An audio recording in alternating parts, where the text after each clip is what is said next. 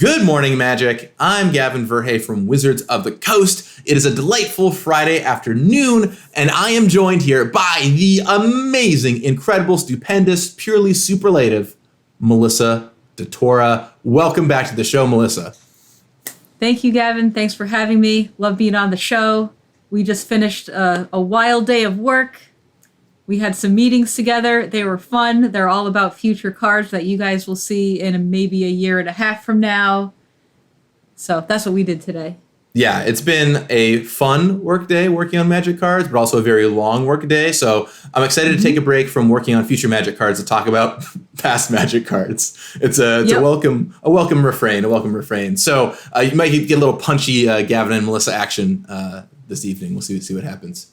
So today we're going to be covering Commander 2018. I'm so excited about it. As always, please leave comments down below letting us know what you think. It really means a lot. One, I read through every single comment that's posted, so thank you all for posting them. I know Melissa reads a lot of them as well. I do. And all the feedback is great. We've made a lot of changes to the show based on things you've asked for, like adding in award categories or moving faster or cutting segments or adding segments, all that stuff. Last time, everyone's like, yeah, I get stuck in the weeds more often, so maybe we'll get stuck in the weeds some today. We'll see what happens. And also, of course, it boosts us in the algorithms where people will watch them, which is just good for more episodes happening. Plus, we're getting close to the end, right? We're Commander 2018. We only have like a few more years of Commander decks to go through before we get into the more current world. So we might, at that point, we're gonna have to decide if we want to go on and do like a Battle Bond and conspiracy review show or something, or if we just want to hang up our hats. So, all the we do have Brawl decks, which you worked on, right? So we got a few things. So let us know in the comments what you want us to do after this, and if enough people say it, maybe we'll do it. Otherwise, we'll just say no one wants us anymore, and we'll go crawl in the corner and keep making future Magic cards. So all that said, before we get into it, one more thing.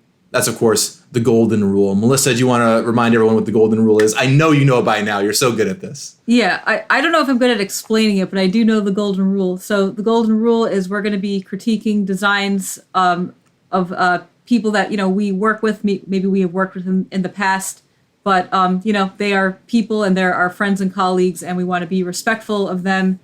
And that's pretty much it. I'm going to stop now. No, you crushed it. That's great, right?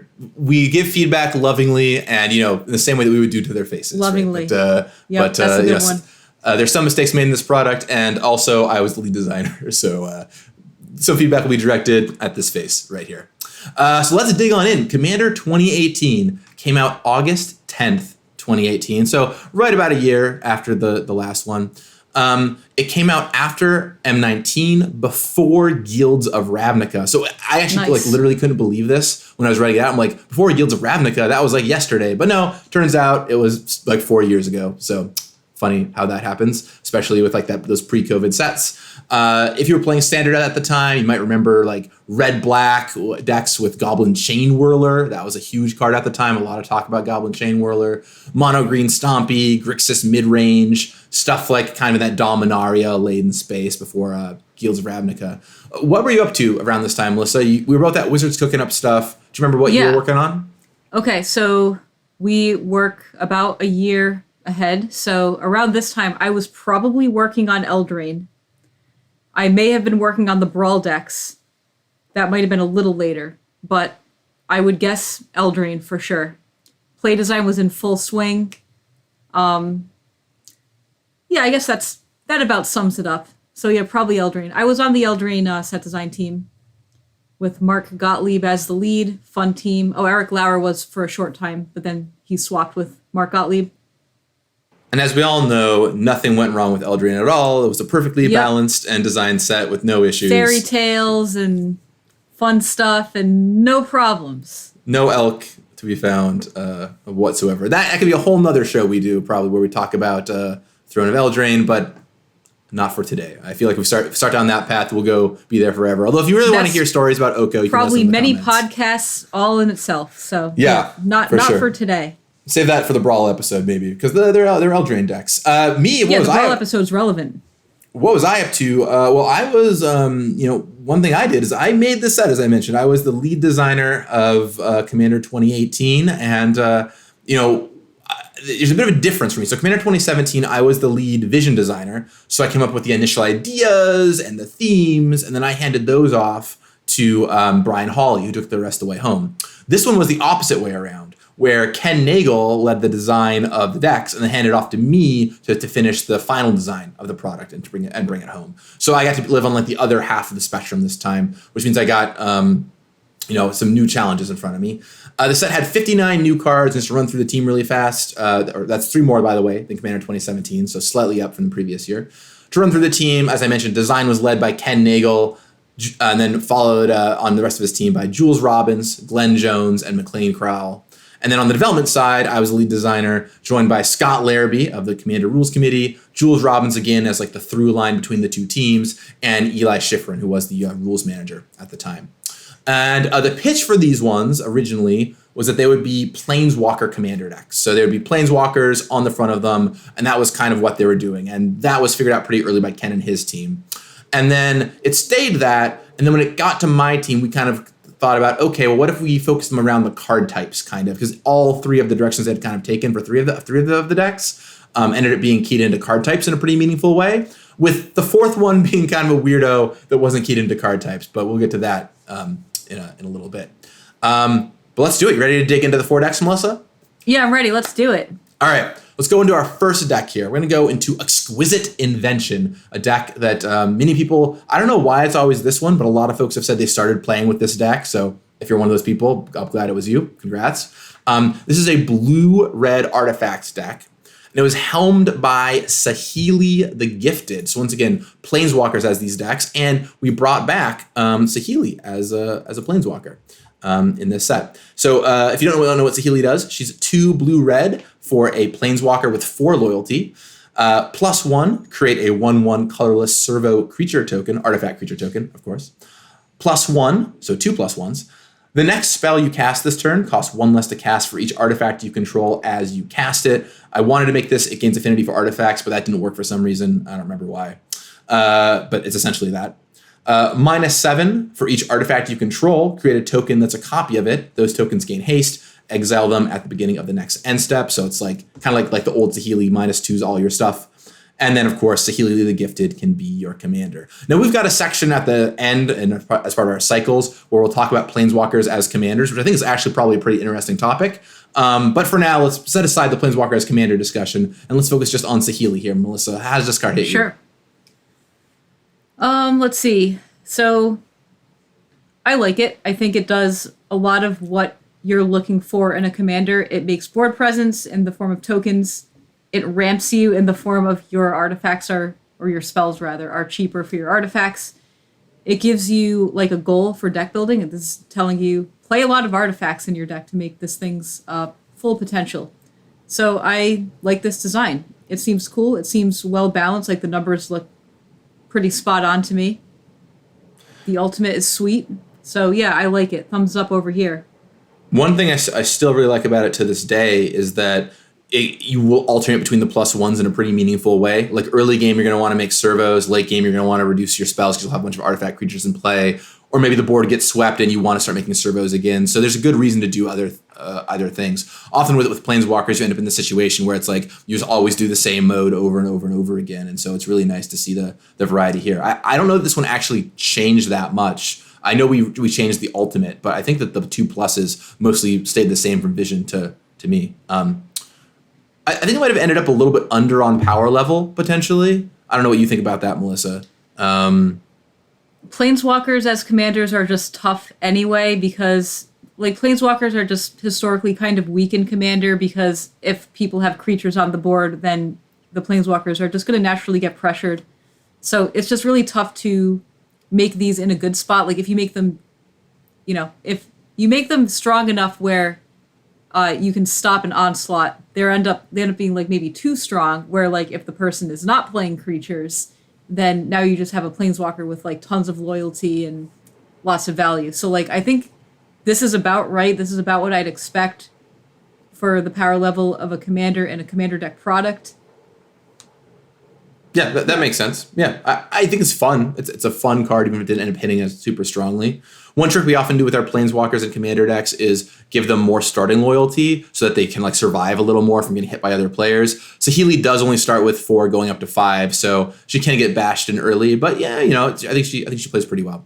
Moving on to the second card. This one is a bit of a wonky Magic card. Brutaclad, Telcor Engineer.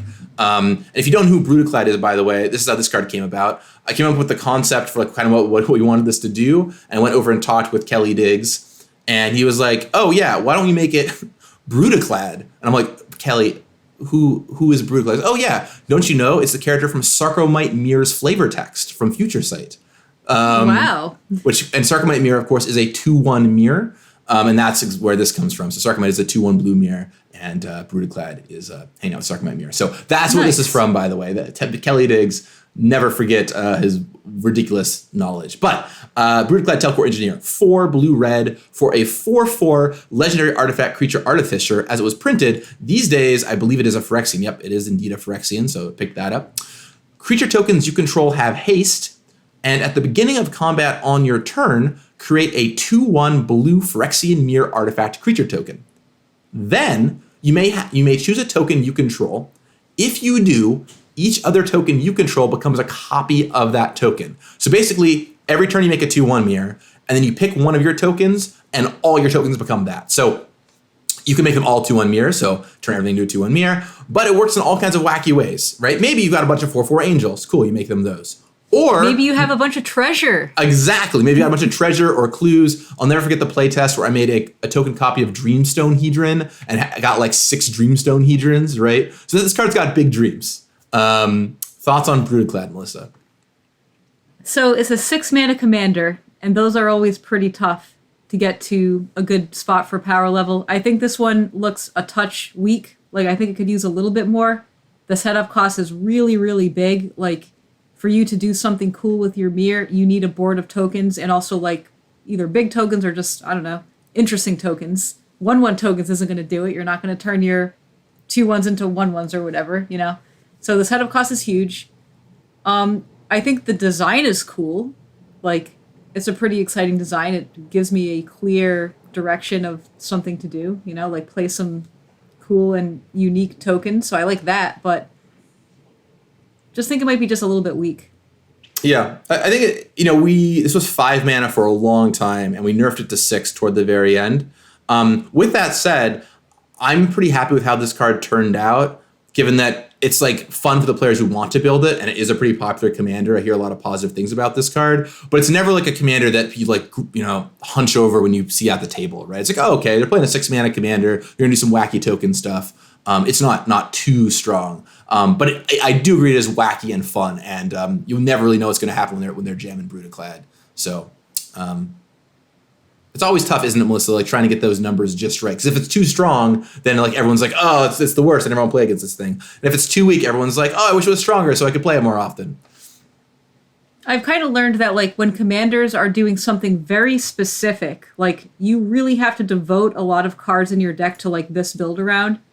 You can usually get away with making them a little bit on the stronger side, because like the deck might fall apart if you don't have the commander in play. That's true. If you like Brutaclad, let us know in the comments out there. I'm curious how many of you are using that as a commander right now.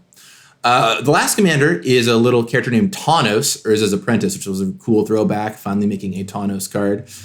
Blue-red for a 1/3 legendary creature human artificer. Haste, blue-red tap, copy target activated or triggered ability you control from an artifact source. You may choose new targets for the copy. One of the things that a little Easter egg for you here is we wanted to make sure that it worked with a lot of other Tawnos cards, including, of course, Candelabra of Tawnos, one of the most famous ones. So it copies your artifact stuff. If you look at the artwork, there's actually a lot of Easter eggs hidden in there of different Tawnos things. Thoughts on Tawnos here, Melissa? I think it's sweet. It's like a very like Johnny card. It's like you don't know what to do with it when you see it, but you can do so many things with it. And just like learning all these like sweet things you can do is super fun. So yeah, really cool design. I think some people to this day are still trying to figure out what to do with it. This is a card that I expected to like break or something and just never really ended up doing that much. But I've seen a few fun decks with this, so it's cool. I dig it.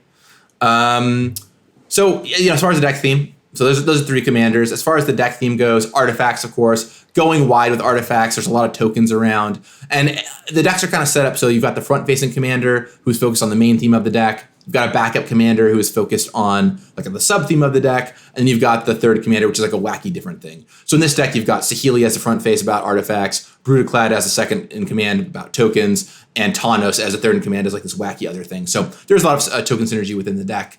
I'll kind of run through just the unique new cards and their names really fast. We've got Echo Storm, Vidalcan Humiliator, Enchanter's Bane, Saheeli's Directive. One thing, by the way, that all these decks have is one spell named after the front-facing character, so you can look for all those in all the decks, which is cool. Treasure Nabber, Ancient Stone Idol, Varchild, Coveted Jewel, Endless Atlas, and Retrofitter Foundry. Fun fact, Endless Atlas, I think, is the only Magic card I've ever named, so that's kind of cool. Wow. I got to be on the name and flavor text team for this set. I just asked, and they just put me on the team. So I got like a few pieces of flavor text and one name, Endless Atlas, through, which made my heart sing. A couple of just fun stories I'll tell really fast, and then I'll get to kind of talk with Melissa about the deck list here. One is that a Treasure Nabber is a card that actually came from the rules committee. They're like, we want a card kind of like this. And I was like, okay. And we put it in the set, and it played really fun. It like takes people's mana rocks for a turn, and just a way to help disincentivize a million mana rocks running around. So I thought that was kind of cool. General Varchild is a card that is a throwback to Varchild's War Riders. And I was looking for a mono red legend this deck could possibly have. Every deck has one kind of extra legend that is a not of the deck's colors you can play. We'll talk about some of the others. Maybe Yuriko is a card we'll have a few words to say about in a little bit. But Varchild is the one here, and that's a throwback to Varchild's War Riders, where all I knew is that it had to do with the 1/1 Survivor tokens. And then finally, Coveted Jewel was originally 3 mana card, and gave you 2 cards and 2 mana. But Nat Mose, our editor and Vintage aficionado, felt like it would be too big of a risk in Vintage off of Mishra's Workshop on the first turn to play. So we kept creeping up in mana until eventually got all the way to 6 and 3 cards. But I always wonder what would have happened if we hadn't caught that late and we had unleashed it on Vintage. Maybe it wouldn't have done anything, who knows, but that was kind of a fun story. Imagine if we didn't have a Vintage expert working at Wizards, right? Like, we would not have gotten that feedback, which is pretty interesting. We don't really have a ton of Vintage players, but we do have Nat Mose, and he does give a lot of comments about Vintage playability. It's really important, right, having this extra set of eyes on our sets for a variety of different formats. You know, like I look at things from Pauper, and I'm always like, hey, just so you know, this is going to be a big deal in Pauper. Is that cool with you? Often the answer is yeah, but sometimes it's just good to let them know. Having a Vintage aficionado, Legacy aficionado, all important things.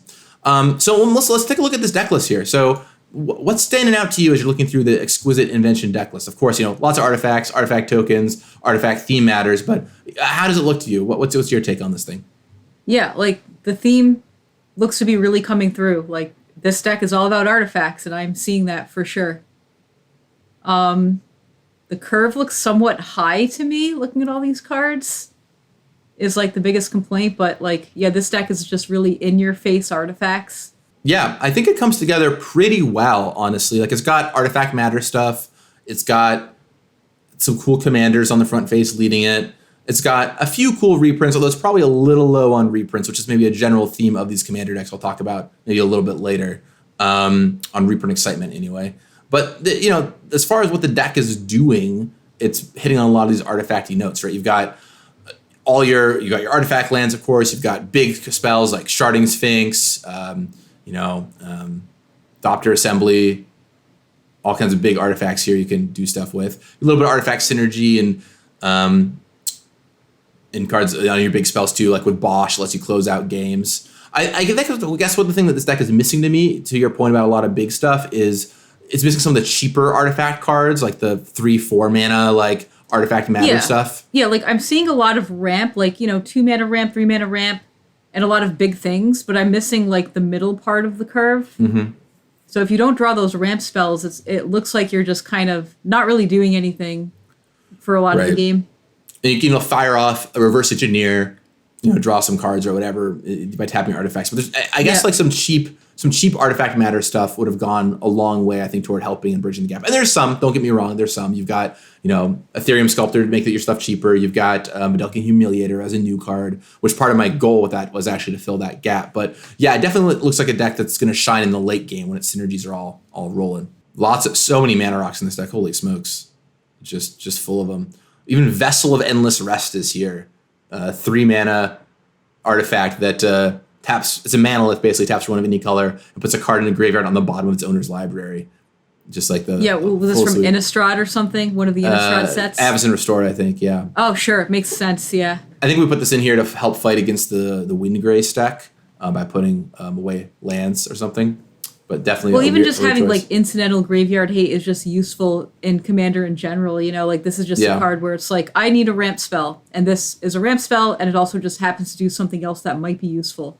I think it's funny, right? If you talk to most Commander players about graveyard hate, they'll be like, oh yeah, of course you should include like a few pieces of graveyard hate in your decks. But then when you look at their decks, it's like, well, graveyard hate's always a thing to go. Or it's like, well, yeah, I wouldn't include it, but it's like, check out these other sweet cards. I need some sweet synergy cards. I got to make some cuts. All right, I'll cut the Scrabbling Claws or the Relic of Progenitus or whatever. That can go. The Nihil Spellbomb. Someone else will have it, surely, right? And then it's just tragedy of the commons, and no one has it, and it's a whole situation. There are only 35 lands in this deck, so all the mana rocks make up for it there, I guess.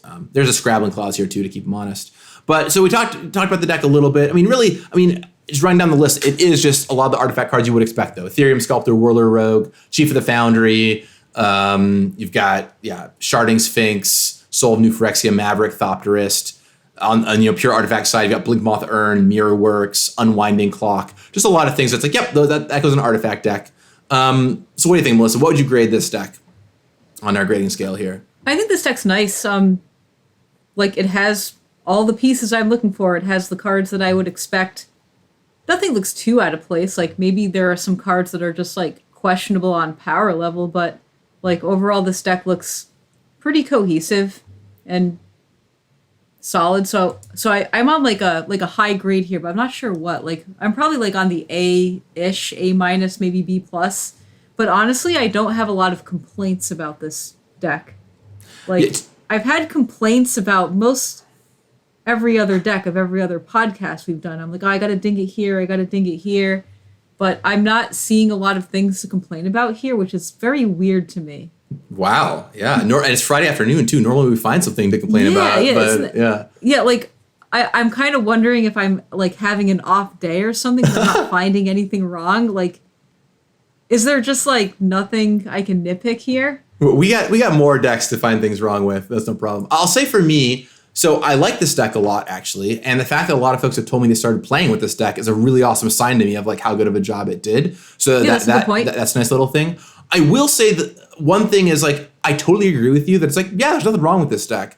But also I look at the deck and I'm like, there's nothing that really excites me either, right? It's like, yeah, I don't know. It's an artifact deck. It's got some light artifact synergies and some big artifact creatures. But I don't look at the deck and I'm not like, oh, this is sweet, right? It's not like, I don't know, the Atraxa deck where it's like, oh, this is so cool. I'm going to like move all these counters around and whatever. It's a very safe deck, which is ultimately, something we were fine with making here. But it doesn't make me like super, super stoked. I think for my grade, I'll just go ahead and lead with mine. I'm going to give it an A-. I think it's a well-built deck. I think it could do more with the early game. It's probably missing a little bit of early game action, although it does have a ton of mana rocks. And it's just missing that little je ne sais quoi, I think that's how you say that. Someone out there who knows French will probably correct me. But like, I'm sure somebody knows. It's just like missing that little something. It's like, oh, this would make it a lot more exciting if this thing was here. Je ne sais quoi? Is that? It's je ne sais la quoi? I'm missing like a word, I think. Sorry, French speakers. But it's just missing that little something to me. So I'd give it an A-. I could see B+, but the fact that I've heard so much positive feedback over the years from players on this deck is coloring my opinion, I think, a little bit. So I'm going to go A-. Yeah, I think I'm on A- too, just because like it's just a solid deck, and like I'm really struggling to find something that is wrong with it that I want to nitpick about, but I'm like struggling with. I guess you could argue that there's some cards that are a little bit weak, but they're artifacts, you can justify their inclusion in the deck, so I'm fine with calling it an A-. Yeah, that sounds good. It's mana based. Not a big fan of this mana base, but we just do things differently now, right? Highland Lake is like not a card we look to include. Is it Gate? Not a card we look to include. Yep. But that's just how we did things back then. Nowadays we moved away from these mistakes of the past. ETB tap lands that are just do nothing and are weak like that. All right, well let's talk about the next deck. Maybe we'll have a little more to say about this one. This is a big one. This is Nature's Vengeance. This is the green rat, red black or Jund lands deck. Let's go through the commander. Here's a big boy. Little cat friend. Lord Windgrace is the commander for this deck, the front-facing commander. 2 black, red, green for a 5 loyalty planeswalker. Lord Windgrace does this. +2, discard a card, then draw a card. If it's a land card that you discarded this way, you draw an additional card. So discard a land and you draw 2 cards. -3, Return up to 2 target land cards from your graveyard to the battlefield. -11, destroy up to 6 target non-land permanents, then create 6 2/2 green cat warrior creature tokens with Forest Walk. And of course, Lord Windgrace can be your commander. Tell me what you think about this, Melissa. All right, let's see. Where do I begin? There's a lot of things I want to say here. So one is the loyalty scheme feels a little off to me. Like, there's a really powerful ultimate, and that just makes me not want to use the -3. Like, and also the ultimate is very high in loyalty. So it's like really telling me plus this a lot and use the ultimate, which makes the -3 not very appealing to use. And, you know, that's just not even talking about the abilities yet. So let's get into the abilities. All right. So 5 mana Planeswalker, but I don't really see very much of a way to protect it.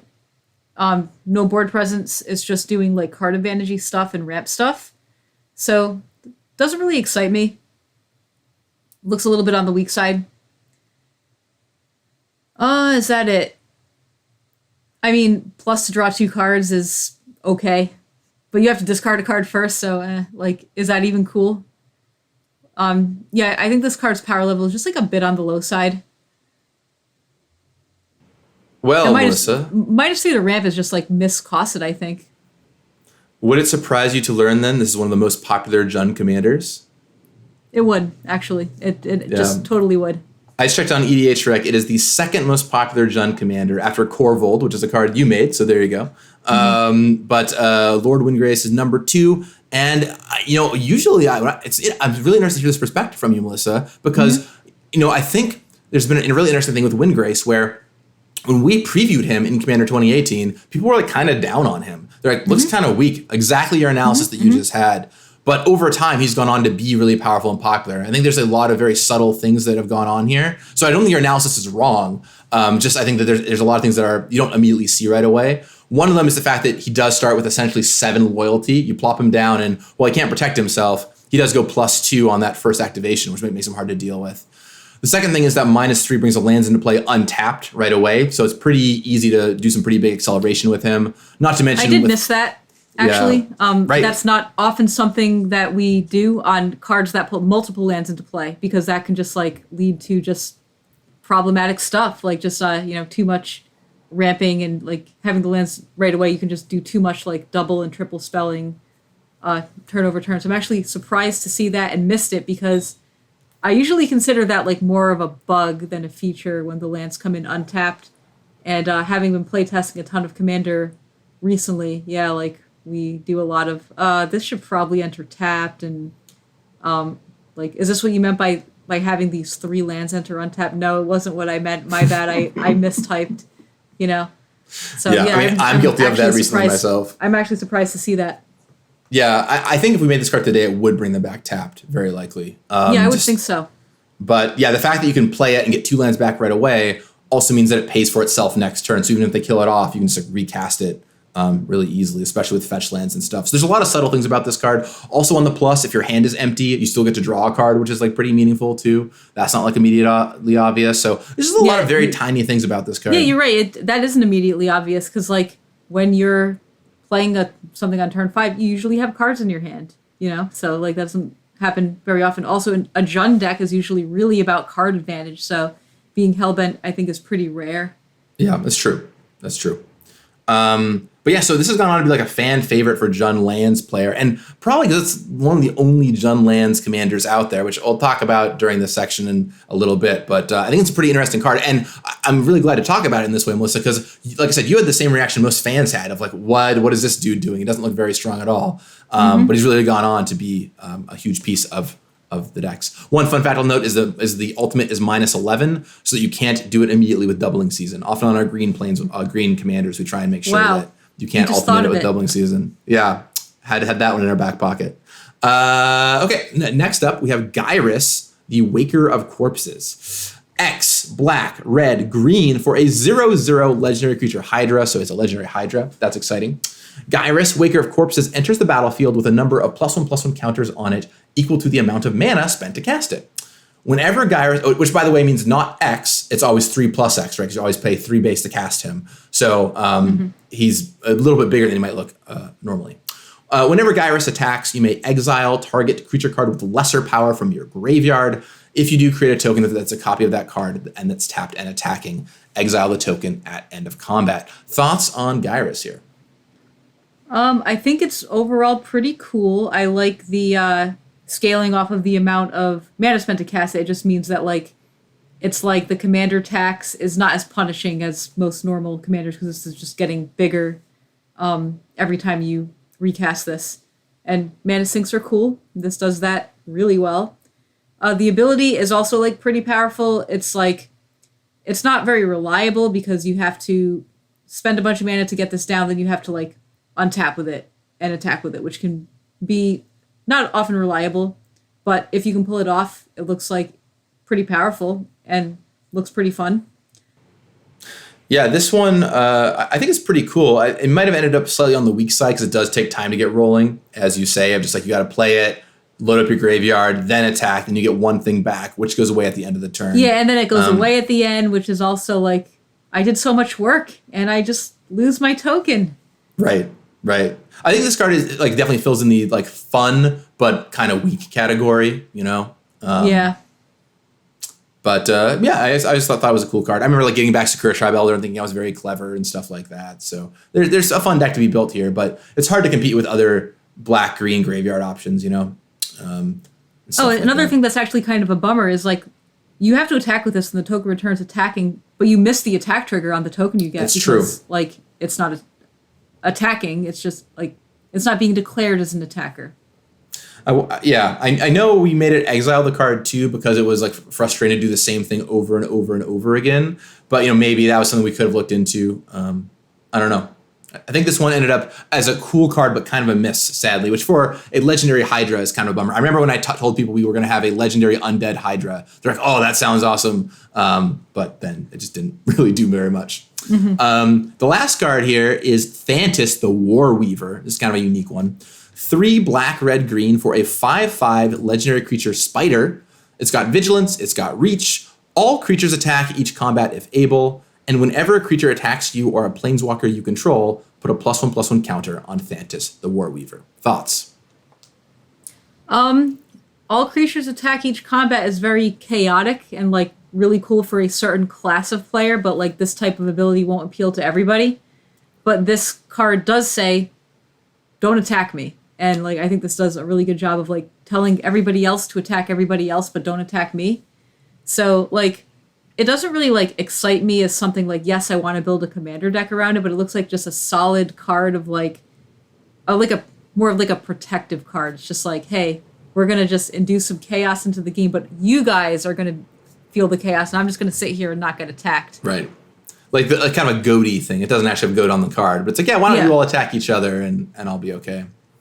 Yeah, this card is pretty fun, but once again, I think on the weak side, right? Like this is not a super powerful commander or anything like that. Just like, oh, I want to play some kind of chaotic game. I'll say this card, I feel like I messed up on this card and I wish I'd done some things differently. Notably because it was a black, red, green legendary spider, which was a big deal for a lot of people, but it has nothing really to do with being a spider. First of all, it has not higher toughness than power, which is like not a spider thing to do at all. But second of all, it's got nothing to do with spider matters. And I remember in design, toward the end of design, I polled my team on if it should put a +1/+1 counter on all your spiders when a creature attacks you or a planeswalker you control. And they were like, nah, don't do that. It's like not really a good spider tribal lord or whatever. But in retrospect, I kind of wish I had made that ability care about your spiders in some way. Yeah, just because that would make that matter. This card does not feel like a spider at all to me. This just feels like just a red chaos card. Yep. That's it. You know, like it doesn't say spider. So like, yeah, I don't know. Like maybe it just shouldn't have had creature type spider. Maybe it just should have been a different concept or something. That would have made more sense.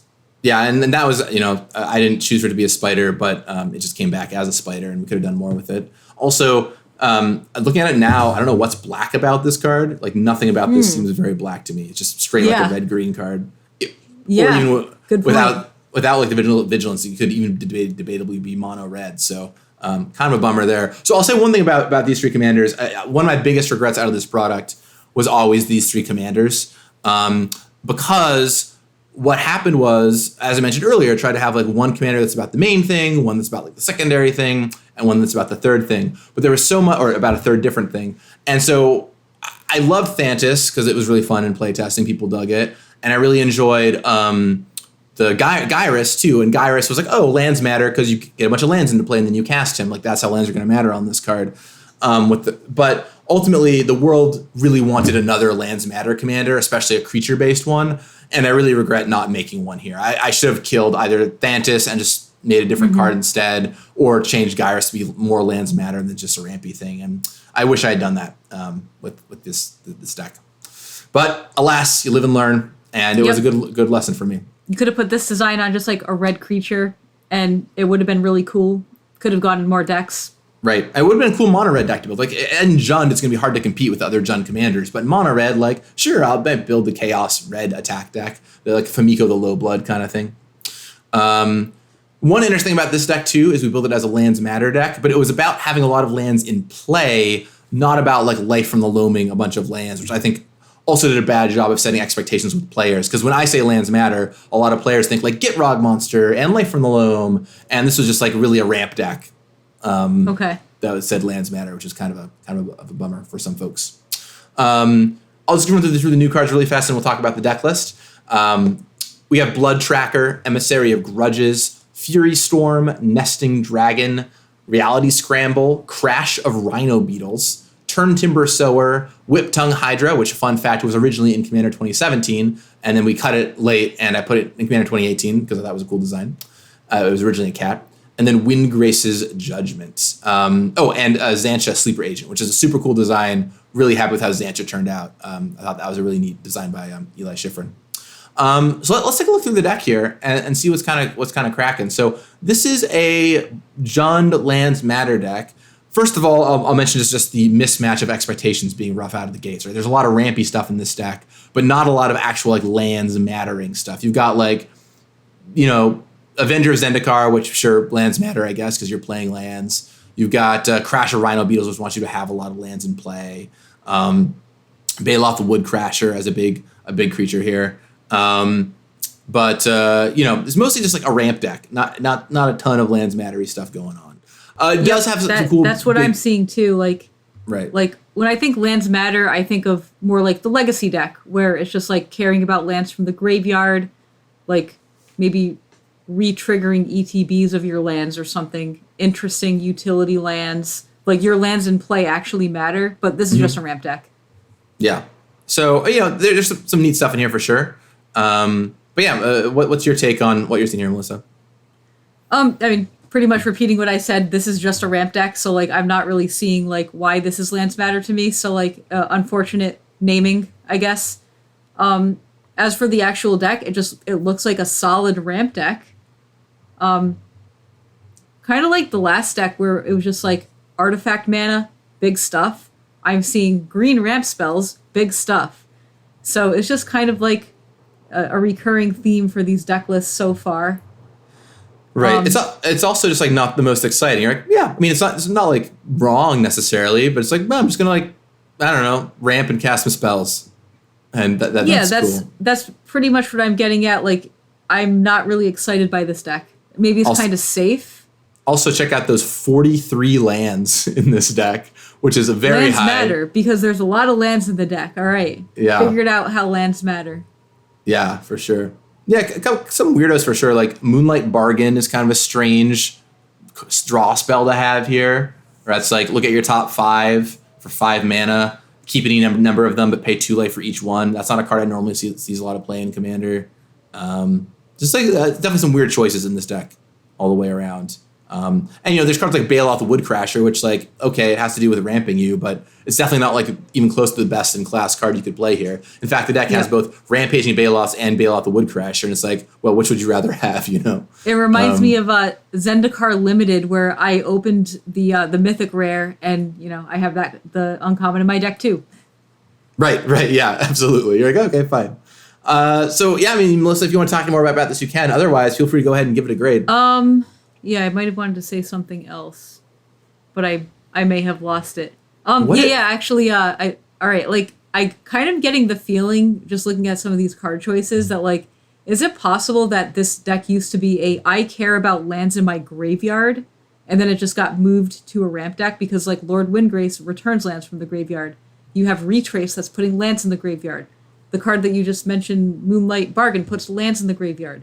But I don't see any like payoffs for lands in your graveyard. So could that have happened like during the design process? I think there was at some point maybe like a very tiny graveyard thing going on. For example, Stitched Together is still through here, which is kind of a weird out of place card for this deck. Yep. But it was never really that, not really that in a substantial way. But it's a good eye, right? Charnel Horde Worm, another card that cares about the graveyard, right? Yep.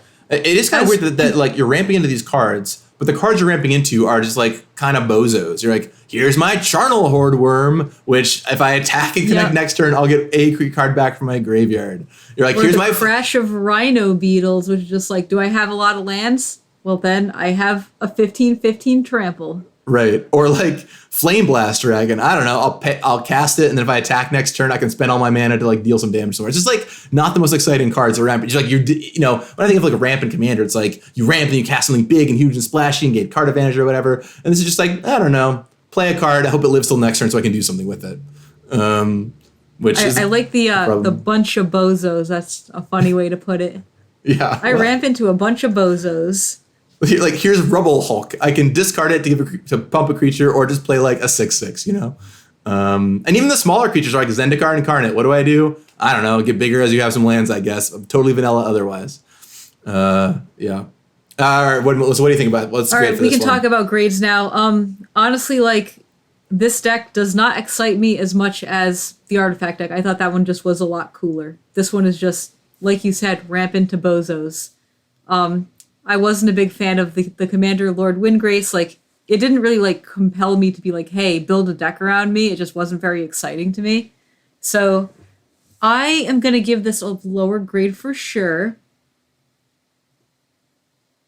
Maybe like I feel like I'm going to be harsh, but I kind of want to give it a C.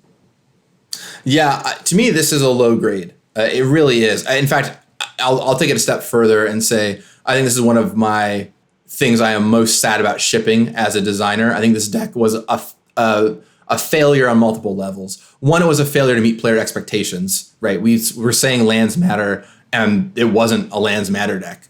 It just wasn't. And it was just a ramp deck, and we had failed that. Two, the reprints in this deck blow. One, there's 43 lands, so like you're cut off a bunch of reprints, but like a lot of the lands matter cards that I would expect to be here aren't. Like, where's the Gitrog monster or the Boribigmos Enraged or whatever, right? The stuff you would expect to be here. And I remember why they weren't there. There were various reasons, like someone wanted Gitrog monster for some set, and Boribigmos we had to cut late because it was going to be in a master set or something.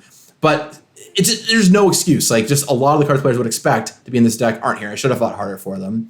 And then also, to make matters worse, this deck as new cards are just like not that exciting to me. It's like Crash of Rhino Beetles, 5 mana, 5/5 trample. Someday you might get a 15/15 trample, right? Whip-Tongue Hydra. Cool Timmy card, but like you're not excited to play that in your Commander deck. I remember pitching Crash of Rhino Beetles as a common in Commander Legends. I was like, could we just make this thing common, right? Whip-Tongue Hydra, 6 mana, 4/4. It kills all flyers. Cool, I guess. Emissary of Grudges, funky card that is a 6 mana, 6/5 flyer with like a weird ability, but okay. And even it goes to the commanders too. Like, Windgrace didn't end up being strong, but the other two are ultimately pretty forgettable. Gyrus and Thantis. So I'm really unhappy. I think this deck, in my opinion, is an F on communicating its theme to the player appropriately, and meeting player expectation. But I'm going to give it a D, or I should maybe like a D minus. I'm not going to give it a pure failing grade because. I mean, I don't think you can grade things entirely on terms of player expectation, and this deck does function out of the box. You can play it and it'll play fine. But there's just a lot of stuff here that's just like disappointing to me, and there's nothing to get excited about. It's like the last deck. I look at it and there's just nothing I'm excited about here. It's like ramp. Yeah, I have like a million ramp spells, and then I cast Flame Blast Dragon. Like, okay, whatever. Anyway, I thought a lot about this deck, and I believe this is one of my big failings as a designer. So like I said, I'm going to give it a D minus. Not straight to fail. I don't believe it's like a fail to execute the deck. It is a fail to meet player expectation, though. So big frowny face by me. So had you not told me that players like Lord Windgrace, I probably would have rated the deck lower. But like So you biased me a little bit in saying that, like, oh, actually, Lord Windgrace is one of the more popular commanders, because that actually surprised me, because this card just is not very exciting. At least to me. They do like Windgrace, which is good, at least. Although at the time, once again, it was not a hit out of the box. Maybe I'm just scarred by this deck. I'll never forget. I was like Friday night. This now we're getting in the weeds a little bit with a very personal story, but it was Friday night, and I we were previewing Commander 2018 like all that week or whatever. And it was Friday night, and it was my friend's bachelor's party. So I was out all night doing all kinds of shenanigans. And I woke up Saturday morning, and I was exhausted, as one is, waking up after a bachelor party. And I checked my phone, and I was like, oh, let's go check Reddit or whatever. And the top threads were just like, Gavin needs to be fired. This deck this deck is like so bad.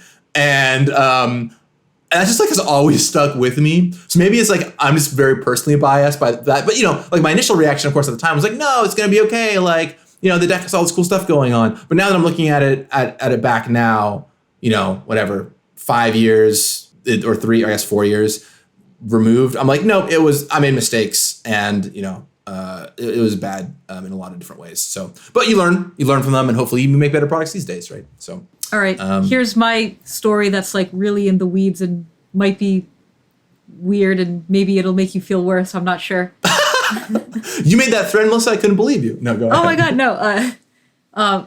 But I actually play tested this product a little bit, maybe a few times. I didn't play test a lot of Commander products back then, but once in a while I would get asked, hey, can you do a play test of this product? And I was never really like super into playing Commander at the time, because like play design had a lot going on. We were just super busy with like competitive balance and stuff. So like I would be like, all right, fine, I'll do the favor and be in this playtest for you. And I remember, I'm pretty sure I played this deck in one of the playtests, because like I just remember the deck was just all 5 drops. It was probably very early on in the process, and I just remember like the deck not functioning, and I just remember like giving the feedback of like, I don't know if it was me or if it was because I don't understand Commander, but I just found that I wasn't really doing anything. Like this deck just wasn't functioning. And like then I laid out the deck after we were done, and I saw that, there were like 10 5-drops, and like the curve was just atrocious. And I was just like, maybe I just don't understand Commander at all. I don't know. But like, this is probably an early playtest, and the deck's changed a lot since then. But like, I was just like, I just don't understand Commander products. I just don't get it. I think I do remember this. I remember you giving me that feedback. Then I like went and added 1 million ramp spells, which now is why the you actually remember that. Yeah, wow. I hadn't thought about it, but I do. I remember going back and be like, okay, we got to add a bunch of ramp spells. And now it's ramp spells and 6 drops. So your mileage may vary. But even back then, the land theme was not coming through then either. But I remember being like, oh, Lord Windgrace, I know that guy. He's an old guy. I like that. That's really cool. Well, I don't remember if we played the Commanders or the Planeswalkers or the alt Commanders. I honestly don't remember that. Yeah, but it's just like, it's just a total miss on expectations. Like you even look at Windgrace, and he has to do with stuff in your graveyard. And like, oh, cool, I might be looping some lands or whatever. And it just has nothing to do with that. And yeah, I mean, it was never, like in my head, lands matter and ramp could be the same thing. But that's really not what players expected. And it was a really good learning lesson for me. So little analysis. What happened with this deck? Anyway, we got 2 other decks to talk about. So we give that one a pretty low grade. Let's go to the next one. Adaptive Enchantment, blue, white, green. It's mostly auras. It's got some like enchantment matters going on too, but it's mostly focused on auras. This was led by Scott Larrabee. Its commander is Astrid, the Masked, a character we have never seen since. Fun fact, actually, this was originally going to be Tamiyo, and then just as we were designing the card, it was like, oh, this isn't really Tamiyo anymore. So we came up with a new character to be this person. And I don't know if we'll ever see Astrid again. Maybe someday. I know it's a kind of a fan favorite in some ways. Here's Astrid. 1 green, white, blue for a 3 loyalty planeswalker. +2, untap each enchanted permanent you control. So really cool with like fertile grounds and wild growths and that kind of stuff, because it doubles you up on your lands. -1, check this out. Create a white aura enchantment token named Mask, enchanting attached to another target permanent. The token has enchant permanent and totem armor. So if you're not familiar with what Totem Armor is, which somehow I tricked people not putting reminder text on this card. I don't know how I did that. But Totem Armor basically means that if the creature would die, instead you remove the damage from it and the Totem Armor enchantment dies. The gimmick here, of course, is you -1, you put your Totem Armor thing on like your land or whatever, and then you can start +2 into untap your lands, which is kind of fun. And then -7, you mill 7 cards, and then you return all non-aura enchantments from your graveyard to the battlefield, then return all your auras. You just have to do it in that way so that you can attach auras to your enchantment creatures. Otherwise, it wouldn't work. They'd all come back at the same time and couldn't enchant each other. Astrid the Masked can be your commander, once again, of course, and it's got 3 starting loyalty. Thoughts on Astrid the Masked? All right, so first, the design. I think the design's really great. It's super cool, really fun, gives you a deck building hook. The mask tokens are like pretty novel and interesting, and it looks like there's just a lot of stuff you can do with like just putting enchantment tokens on things. So overall, like very cool design. Like now I'll go get into the power level and like loyalty scheme because I think those are pretty off. I think the loyalty scheme is just a little bit over in terms of power level. +2 is a lot of loyalty, so this thing like pretty much starts on 5. Maybe it's also untapping some things along the way, so it's protecting itself really well. And that's just a really high loyalty, starting loyalty for a 4-mana Planeswalker. Also, the -7 happens quickly. Like, with a +2 and a -7 with this starting at 3, this is only happening a few turns later. And it looks powerful. And kind of like the Lord Windgrace that we talked about earlier, where it's just like the scheme is telling you to plus this until you ultimate. I think this is telling you to do that as well, which makes it less appealing to use the -1 to make the token. And I think that's the coolest of the abilities. Like I want to make this token, but the loyalty scheme is telling me not to make this token. So I would just change up the loyalty scheme. And I think this is just a really cool card. Yeah, this thing ultimates so fast, right? It comes down, it goes to 5 right away. Next turn it goes to 7, and then you ultimate it right after that. It's a 2-turn ultimate kind of situation. Yeah. Yeah, I agree with you, Melissa. I think this card is really cool. It's maybe my favorite of the front-facing Planeswalkers in this batch. It's very novel. I remember the meeting where we came up with the mask thing, and we were like, this is sweet. Like, we all like fell in love with it right away. I also love that it plays with the gimmick of Commander, which is that you get to keep recasting your Commander, right? So maybe you put her out, you mask some stuff, they kill off your Commander, and then she comes back, and your lands are masked up now, or your creatures or whatever are masked up now, so you can do the plus, which I think is really, really cool. And I think a really great element of the design of this card. So really big fan, and I know me and Scott Larrabee and the team worked on this one a lot, and I'm really happy with how Astrid turned out. So on to the next commander. We've got Kestia the Cultivator. 1 green-white-blue for a 4/4 legendary enchantment creature, Nymph. So this is an enchantment in and of itself. It's got Bestow, so that's 3 green-white-blue. And Bestow does pick up the command tax, by the way, so it costs 2 more every time out of the command zone. Enchanted creature gets +4/+4. And whenever an enchanted creature or enchantment creature you control attacks, draw a card. So if you're going wide with enchantment creatures or enchanted creatures, this card can pick you up a bunch of cards, which is kind of a novel line of text. Thoughts on Kestia? I like it. I think it's really sweet. Again, it's like telling you to like build a deck in a specific way. The payoff is very powerful. Like, who doesn't want to draw a bunch of cards? Yeah, this is just like really telling you, go all in on this thing and draw cards.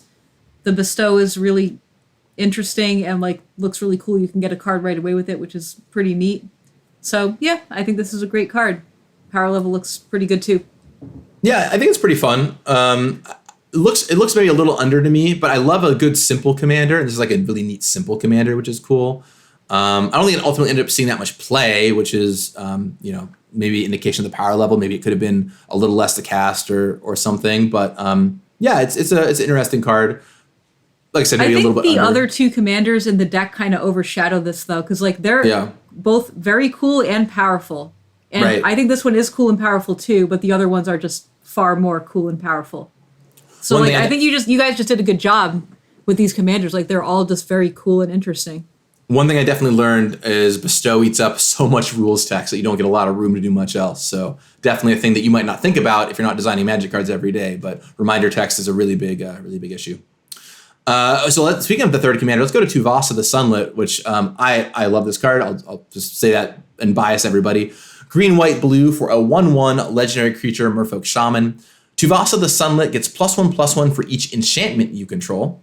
And whenever you cast your first enchantment spell each turn, draw a card. Really clean, really simple, but a very appealing commander. Yeah, definitely. Like, you pretty much said it. Like, the coolest thing about... Well, no, hold on. Let me back up. That's because the elegance is not the coolest thing. But, like, for a designer, like, if you can make a card powerful, appealing, and also elegant, and, like, reduce the word count, that's, like, a really successful design. And this does that. I think this card's awesome. It's super appealing. I want to build this deck. It's great. I wanted to be the face commander. When I read this card for the first time, I remember thinking, oh, that's probably the face commander because it just looks like very powerful and appealing and cool. And then I was like, oh, wait, they're Planeswalker decks. It's not the face commander. Oh, well. The Tuvasa, I knew I had something on Tuvasa when I was doing a set review with a few other like high-level designers. And Dave Humphreys made a pitch to steal this for like his set he was working on, his like mainline booster set. If Dave Humphreys wants to steal your card, you know that you have a winner. Right, I think he wanted it for like War of the Spark or something like that, and ultimately, of course, he ended up not taking it, but it was close. A couple things about this card I think are interesting. Besides, it's pretty straightforward cards, but I think two things are interesting. One is that it's only your first enchantment spell. We wanted to make it so it was about playing one enchantment a turn and playing like a bigger enchantment a turn, as opposed to like cantripping through a million wild growths as your commander, which is a decision that even though it's kind of like poop text, right? You're like, oh, it looks worse than a normal enchantress. I am really happy we made it because I do think that just like, the million wild growth fertile ground kind of commander would probably get really repetitive and really problematic really quickly on an enchantress commander like this. Yep, I agree. And, we did this with the MH2 card, the green-white one. Sithis. Yeah, and I think that one is just a little bit over for commander. I mean, that one was a modern shot, so it had different goals. But, like, it is a legendary creature, it is a commander, and, like, having played lots of Enchantress decks, like, having that effect on turn 2 is you're just playing a different game than you would otherwise if you didn't have the Enchantress on turn 2. And it's a bit much, so I like the once per turn restriction here. It's warranted. Yeah, for sure. The other thing I think is interesting is that it's a merfolk. So I remember having this discussion because I thought it was a very interesting dilemma. This was, people had asked for a green, white, blue merfolk commander for ages. And so I made this a merfolk. But it's kind of like a weird situation where if I make it a merfolk, then it's not really a merfolk commander. So it's like not really satisfying those people. Yeah. But if I don't make it a merfolk, then there might be people who are like, well, it was a green, white, blue deck. Couldn't you have given us a merfolk? And I was like, well, I don't know if what universe would have been better to live in. I don't think the merfolk people want this card for their merfolk deck. I think they want a card that they can play in their merfolk deck. Right. This is like Professor is clearly not like, he's not going to use Tuvasa as his Bant merfolk commander, So maybe someday we'll do a merfolk Bant deck. I don't know.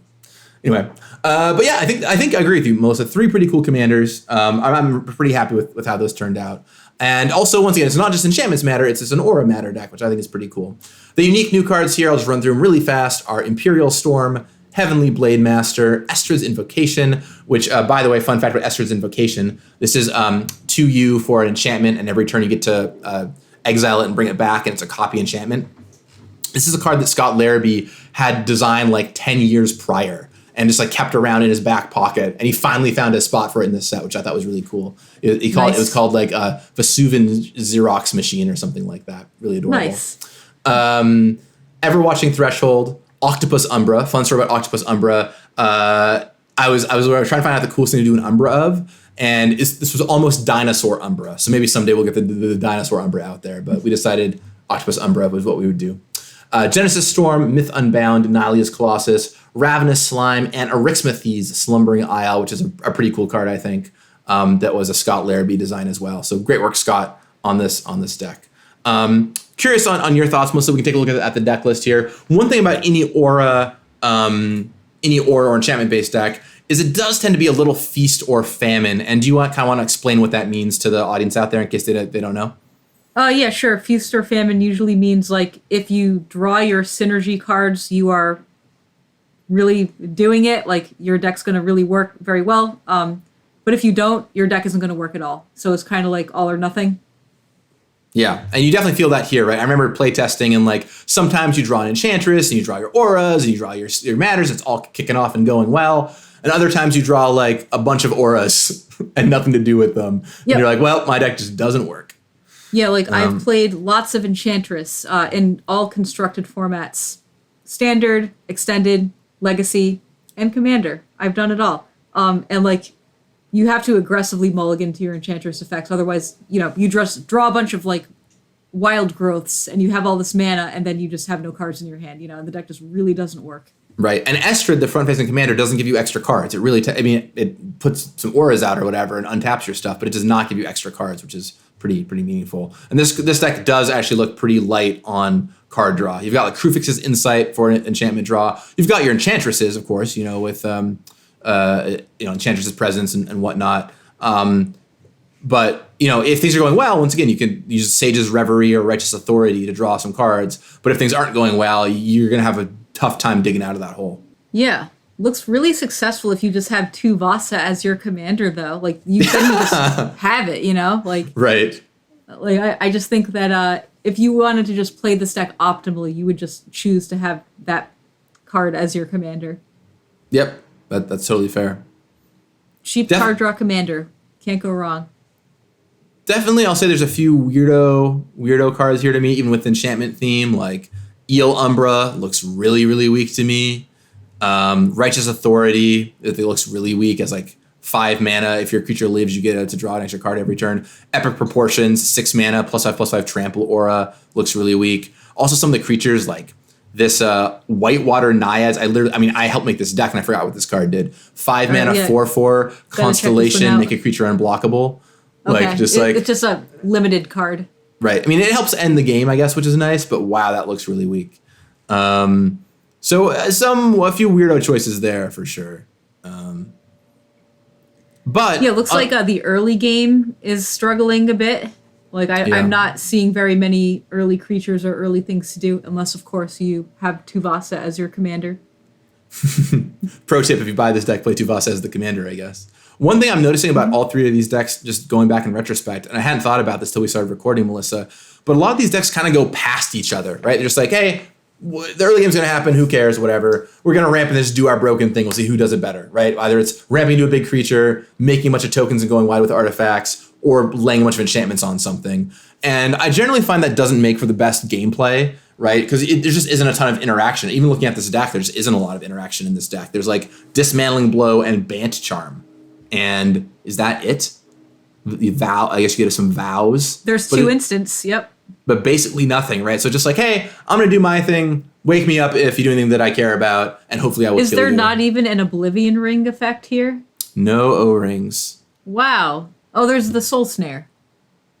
Oh, Soul Snare, sure. You get Soul Snare. But yeah, like, I would expect just, like, it's an Enchantress deck. Play some Oblivion Rings.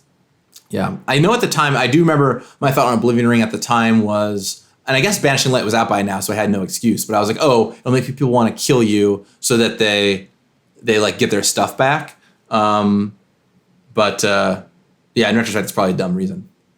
I remember, I'll just tell one more fun story. I remember the card in this deck I was the saddest to cut, and we cut it when we took Tamiyo out of the deck, was this card called Saga of the Hell Vault that I was really excited by. It was a saga that told the story of Avacyn, of like coming out of the Hell Vault, and it like sucked up a creature every turn, and then at the end it like burst open and got you your Avacyn or whatever. And I was like, oh, that's super cool because it's like telling the story of this card and telling the story of the set, and it's an Oblivion Ring style thing. But that got cut. And I think that was the last Oblivion Ring in the deck.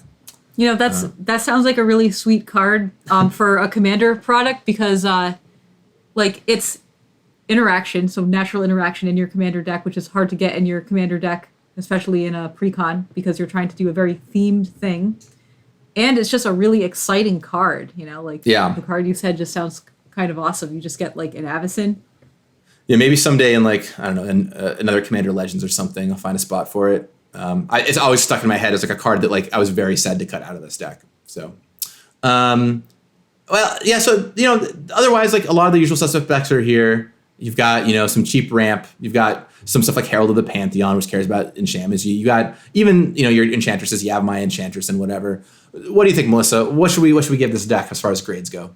I really like it. Like it does have a couple of problems that we talked about, like the early game problem, but like all the commanders are just kind of sweet. I really understand what the deck is doing. When the deck is working, it's powerful. So I really like the deck. So I'm going to give it a pretty high grade. Do the weirdos bother me? No, they're still cool. I also story. I actually bought this precon. Oh, so cool. Maybe, yeah. Like I had this precon because I love Enchantress, and I did play it, and it was sweet. And yep, really enjoyed it. Brought back a lot of memories. So I would give it something in the A range, probably just an A. Even A? Wow. Just nice. solid A. Good work. It might be a little bit biased, like, but also considering that I gave the artifact deck an A minus, and I want to give this one a little higher. So A is the next place to go. If I gave the artifact deck like a B plus, then maybe I would have done A minus. So it's just kind of relative to the grades I've already given, unfortunately. I think I like this deck maybe slightly less than the artifact deck, but it's very close. Honestly, it's on par. I would put this in like the B plus, A minus territory for me. I guess I'll give it a B plus. Like there's some weird cards in here for sure, but the theme is pretty good. I will say I'll give it points for the three great front facing commanders. It's hard to make three commanders that are like all cool in their own right. And I guess I'll go B minus officially is my grade on this. There's some weird reprints. And what I will say once again, like except for Enchantress's presence, this deck is once again lacking cool, good reprints, which I know is just a problem throughout this whole product. Well, you do have the Enchantress's presence. You do have get the that important one. You do get that one. That's true. Okay, let's go on to our final deck, which is a very, very different story. This is Subjective Reality. This is blue, white, black, top of library matters. So you're like, card types, forget about it. This deck's all about top of library. When I was handed this deck from design, it was like top of library and blink matter. So there's still some blink stuff here too, although it's not what I talk about quite as much.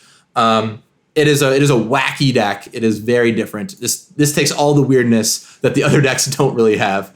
And it's helmed by this very unusual character we've never seen again called, and I'm so sorry, I always mess this up. I believe it's Aminatu. Is that right? Oh, it's Aminatu. I always called it Animatu, but no, it's Aminatu. Aminatu. Aminatu. I think it's Aminatu. It is. The Fate Shifter. I pronounced it wrong my whole life until I'm looking at it up close and reading it. Aminatu. It's white, blue, black for a 3 loyalty planeswalker. +1, draw a card, then put a card from your hand on top of your library. So you don't actually go up a card, but you do get to see a new card, put something back. Great for miracles, BT dubs. -1, exile another target permanent, then return it to the battlefield under your control. Notably, this can ramp you. You can flicker a land. Also, of course, lets you blink your creatures over and over. And then this really wacky ultimate that is never do this on webcam, on spell table. It's a bad time. -6, choose left or right. Each player gains control of all non-land permanents other than this card controlled by the next player in the chosen direction. So you just pass them all around the table.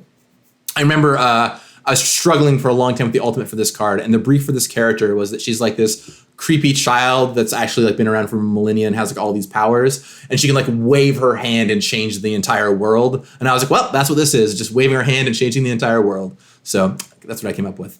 Cool. Thoughts on this card, Melissa? Yeah, so this card is weird. Let me see if I can explain what that means. It's not like obvious what you're supposed to do with it. It's just a very strange design. And if you are like a new player or whatever, you're not going to have a good time with this card because this card is just strange. Like it's just not obvious what you're supposed to do. You know, like the plus doesn't even put you up a card. You just, you're just kind of dirtling with the cards in your hand. I mean, the minus is different. Like that one is obvious what you're supposed to do, like blink ETBs or whatever. But like, just like in the context of the deck, of what the deck is trying to do, the design is very strange. But that said, if you are like a pretty like enfranchised player who like understands the card in the context of the deck, it's powerful and it is kind of cool. But you need a lot of support for this to do its thing. So like, I guess given the fact that like these decks are usually purchased by like newer, not the most enfranchised, maybe they're buying it like at a Walmart or something, like this design is just pretty weird, yeah, I think that's where I'm at. And the ultimate is like, it might feel kind of bad sometimes to just lose all of your stuff. So like the ultimate is just, I don't think I'm a really big fan of it. In my Commander products, usually my philosophy is do one slam dunk thing, two things that people are still pretty expecting, and then one very weird thing. And this definitely falls under the category of very weird thing.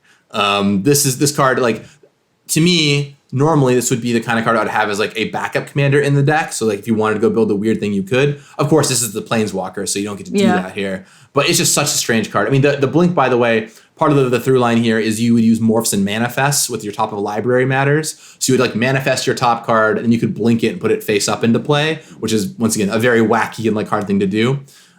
This card has gone on to be a very loved card by a small number of people. Like there's people who love playing and building this very strange deck. So it's a success on that axis, but it is so weird. And it might be too weird. It might have just been too weird as the front facing commander. And I think this deck, I don't remember. I think this deck did the poorest of the 4 decks. I can't remember for sure.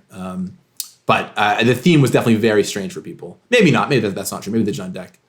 No, the Jund deck did well. I don't remember. I honestly don't remember. But it's a weirdo.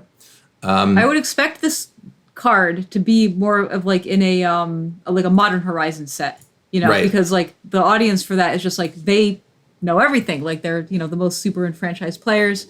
They understand why all the cards that are there exist. So like they would look at this and say, oh, I know exactly what to do with this. But like the audience for the commander decks is very different, and this is just a weirdo for those people. This is the 4th most popular blue, white, black commander according to EDH Rec, though. So that's pretty cool.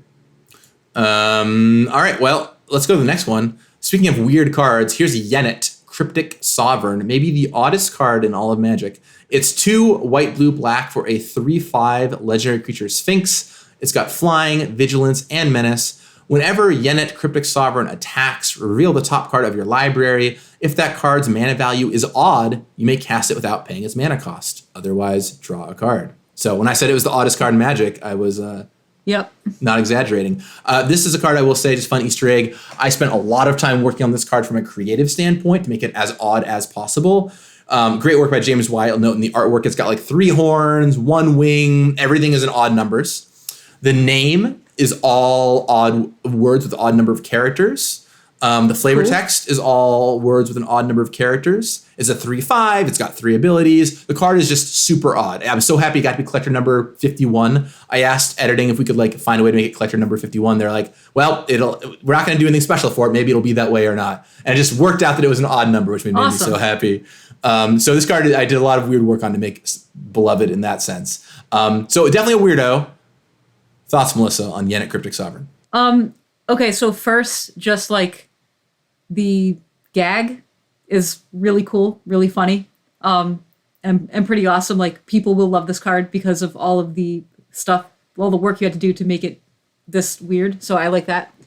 As for the actual design, so first I'll say flying and menace on the same card. I am not a fan of that at all. That's too unblockable for me. And like, would you call it perhaps an odd combination?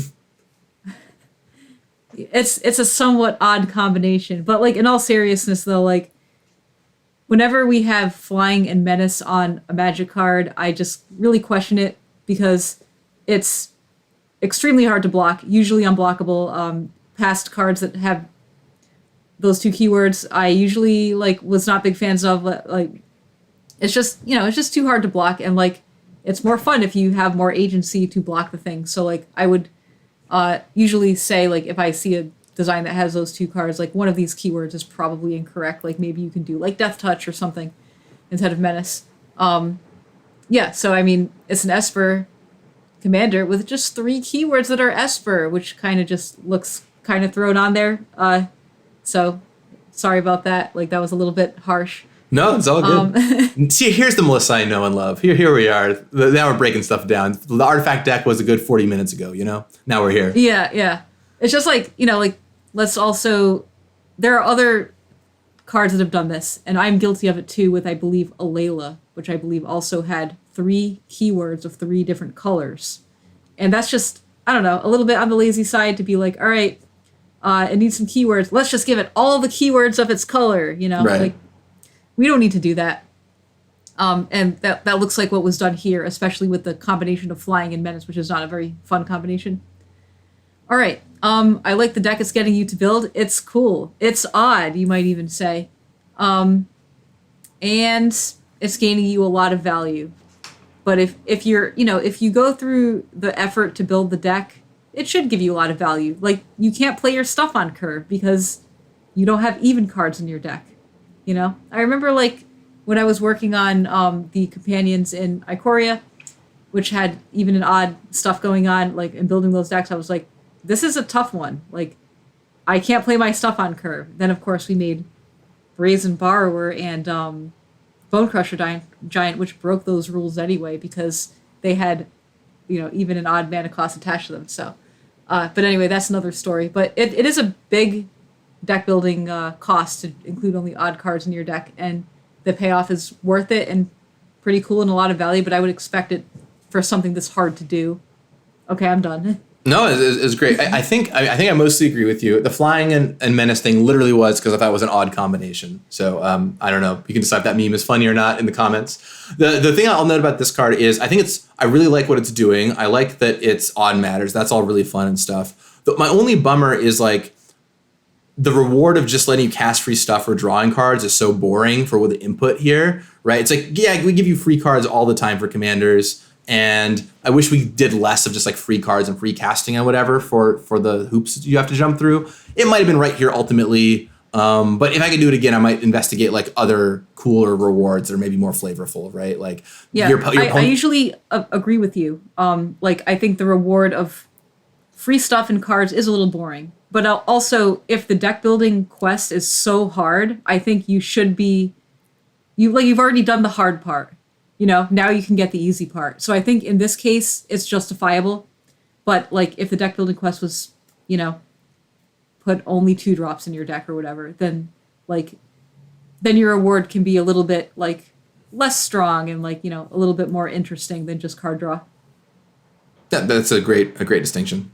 Finally, let's talk about our last card here, Verena, Lich Queen. This is our the other front-facing commander for this deck, or the third commander. White, blue, black. For 4/4, or 1 white, blue, black for a 4/4, I should say. Legendary creature, zombie wizard. Whenever you attack with 1 or more zombies, draw that many cards, then discard that many cards. You gain that much life. 2, exile 2 cards from your graveyard. Create a tapped 2/2 black zombie creature token.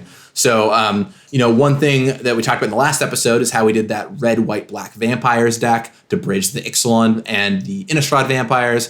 We didn't end up doing the zombies deck to bridge the Amonkhet and the Innistrad zombies. So I thought, hey, I'm doing white, blue, black deck next. Let's give them a zombie commander to bridge the gap between those two. And it's not super on theme with the deck, but the deck does get cards into its graveyard. So, you know, drawing cards, discarding cards, making tokens. The deck's not unhappy to do these things. Thoughts on Verena, the Lich Queen here? Oh, first I'm going to tell a little story. Ooh. It might not be good. I don't know. But anyway, we just started our casual play design team a few months ago, so we have all new, fresh faces in the building. They love Commander. And all they want to do is play Commander during lunch. They're like, we love Commander, let's play Commander during lunch. And after work and all that stuff. You know? So I don't usually play Commander with them because I like to eat lunch during lunch. Or, you know, take a break. I don't want to, like, play Commander while I'm working on Commander, so I don't usually play with them, but I usually hang out and watch. So I get to see a variety of decks that they've all built and stuff. And Verena was one of them. One of our team members has a Verena deck, and it was actually the first time I've seen this card. Oh, who was playing it? Michelle. I'll have to go talk with Michelle. That's cool. Yeah. Yep. Yeah, I this is one I don't see played that often, so it's neat to see it played. Yep. Yeah, she had a Verena deck, and I'd never heard of this card before, and I thought she said Brina, so I'm like, oh yeah, Strixhaven. And then, like, she was like, oh, zombies. I'm like, what are you playing? You just said Brina. And she's like, no, Verena. Yeah, of course. Anyway. Don't you know this card? All right. Anyway, so, no actual story. Thoughts on this card. Let's see. Yeah. Yeah, so I guess going back to the point earlier about how, like, sometimes payoffs are just a little bit like boring and obvious, like draw cards, you know. And then I was like, oh, but if the deck building quest is like hard enough, you should get the easy reward. Well, zombies is an easy deck building quest. Like there are so many zombies in Magic that like it's pretty easy to fill up your deck with zombies. So I'm not super excited by the reward here of looting and gaining life. I mean, it's fine, but if I want to just like go all in on zombies, I think I want a cooler payoff. And additionally, the 2 mana activated ability is also just a little bit on the boring side to me. It reminds me of something that I would see in like a standard set. You know, I think there was like a Graveborn Marshal or something from a core set at one point. I think that's the name of the card that had a pretty similar ability. You know, so like I like the idea of an Esper zombie tribal card, but like these payoffs are not really doing it for me in terms of like excitement and getting me to like build the deck. Yeah, it's always hard. It's always hard with these type matters commanders because like +1/+1 is like a normal kind of buff would give people, but in commander it's like not that strong a lot of the time. So we gotta look for other stuff. I do like that the looting here does fuel the second ability. That's really cool to me. Of like, oh, you loot a bunch, then you get to make more zombies because you've looted cards into your graveyard. But I agree, it could have been something more exciting and more tuned into what zombies are doing. So maybe someday we'll make a more interesting blue-white-black zombie commander. For now, Verena will have to do. So yeah, going to the deck, it's a pretty wacky theme. I'll run through the cards here that are in it. And we've got Boreas Charger, which you want to blink, Magus of the Balance, Aminatu's Augury, Primordial Mist, which is a card I'd wanted to make since Fate Reforged, and so I just finally made it here. It lets you basically manifest you a card every turn and gives all your face-down cards ability to turn face up, which makes me happy. Entreat the Dead, Knight Incarnate. Entreat the Dead, by the way, is a mirror of Entreat the Angels, which is very cool. Knight Incarnate, Skullstorm, Sower of Discord, Yuriko, the Tiger Shadow, and Isolated Watchtower. You want to talk about Yuriko for a second, Melissa? Oh, no. Yeah, we can talk about Yuriko, sure. I mean, I've talked about Yuriko a lot on this channel, but we can talk about it a little bit more.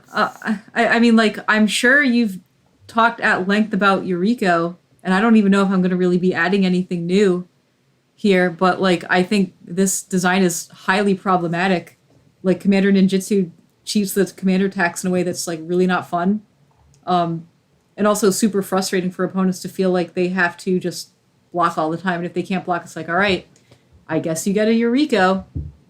And also the payoff is, again, like this is the third card we're talking about where it's like the payoff is a little bit unexciting. You're just getting cards, and you're not even dealing damage to the opponent you attack. You're dealing damage to everybody. So, like, it's just super strong in a way that's just not very fun, and, like, it just puts your opponent in this spot where it's just like, I see the commander that's going to come in, and I don't have blockers. I know it's going to happen. It's right there in the command zone. I'm frustrated. And you can't even kill it properly because it just comes back for 2 mana. So, not sure if I said anything different from what you've said in the past. No, you just validated my own hatred of this card. Yeah, like these complaints I think are pretty obvious, and people have complained about them before. I was actually surprised when I first read this card. I was like, I can't believe we did that. I can't believe this doesn't have commander tax. Yeah, I mean, in general, just to be a little less hyperbolic for myself for a second, there's a lot of things I do like about this card. I wanted to make a Ninja Lord. think that's really cool. I love a lot of stuff that's going on here. It harkens back to Ninja the Deep Hours, which is a card everyone loves. If I could just change anything about this card, and I made a whole video about this, or talking about this, it would just be adding Commander Tax to Commander Ninjutsu. It just is so brutal that it always comes back for 2 mana. It skirts past the basic building block part of the format. And we're not going to errata it, and people always ask about this, but I just wish that it had Commander Tax on it. Yeah, and ninjas are awesome. And like making a card this strong that's a ninja and has ninja tribal, it just makes it so much harder for us to make future awesome ninja commanders later. Every ninja commander with Kamigawa, where we had these sweet legendary ninjas, and it's just like, well, are you going to play these or are you going to play Yuriko? And like we made that guy, I don't remember the name of the guy, but he gives all of your stuff ninjutsu, and that card is kind of awesome. And that's not even really a ninja card. It doesn't tell you to put ninjas in your deck. It just really tells you to put other big creatures in your deck. They just happen to have ninjutsu. So a little bit different, but it was just really hard because this Yuriko just is overshadowing everything. Satoru Umezawa, yeah. Yuriko, it's so hard to compete with. Believe it or not, actually, the last nerf I made to the set post slideshow was making this card worse.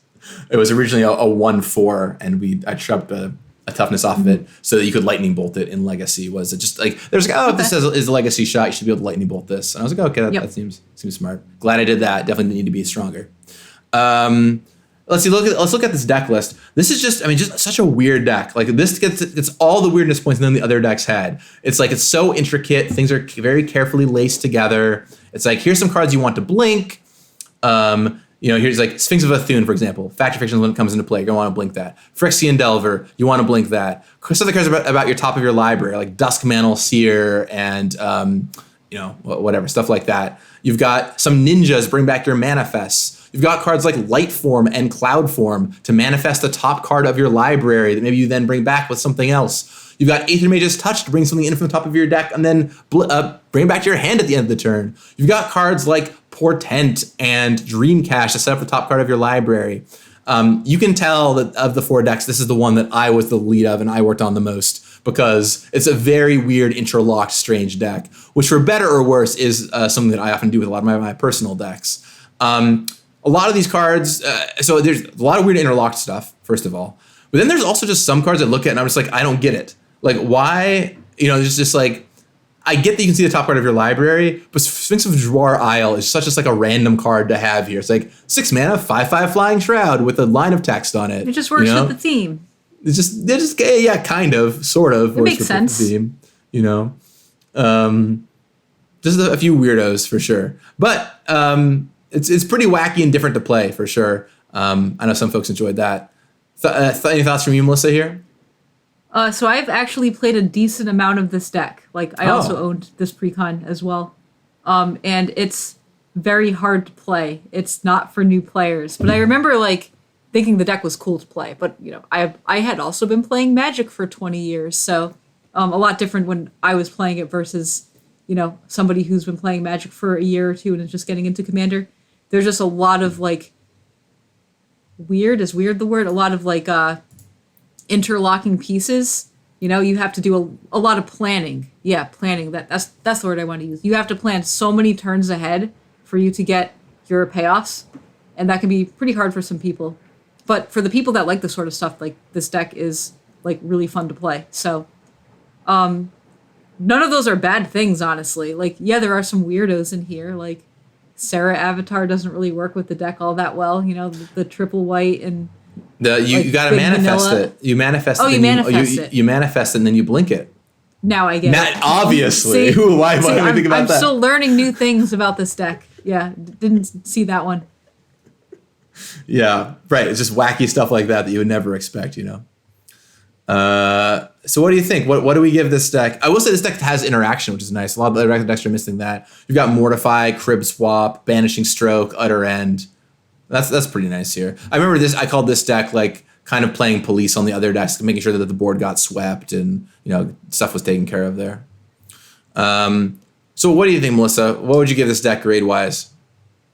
This is a tough one because if we're grading it, in terms of thinking about the person who we think is going to purchase this deck, which is a casual Commander player, then I don't think this is it.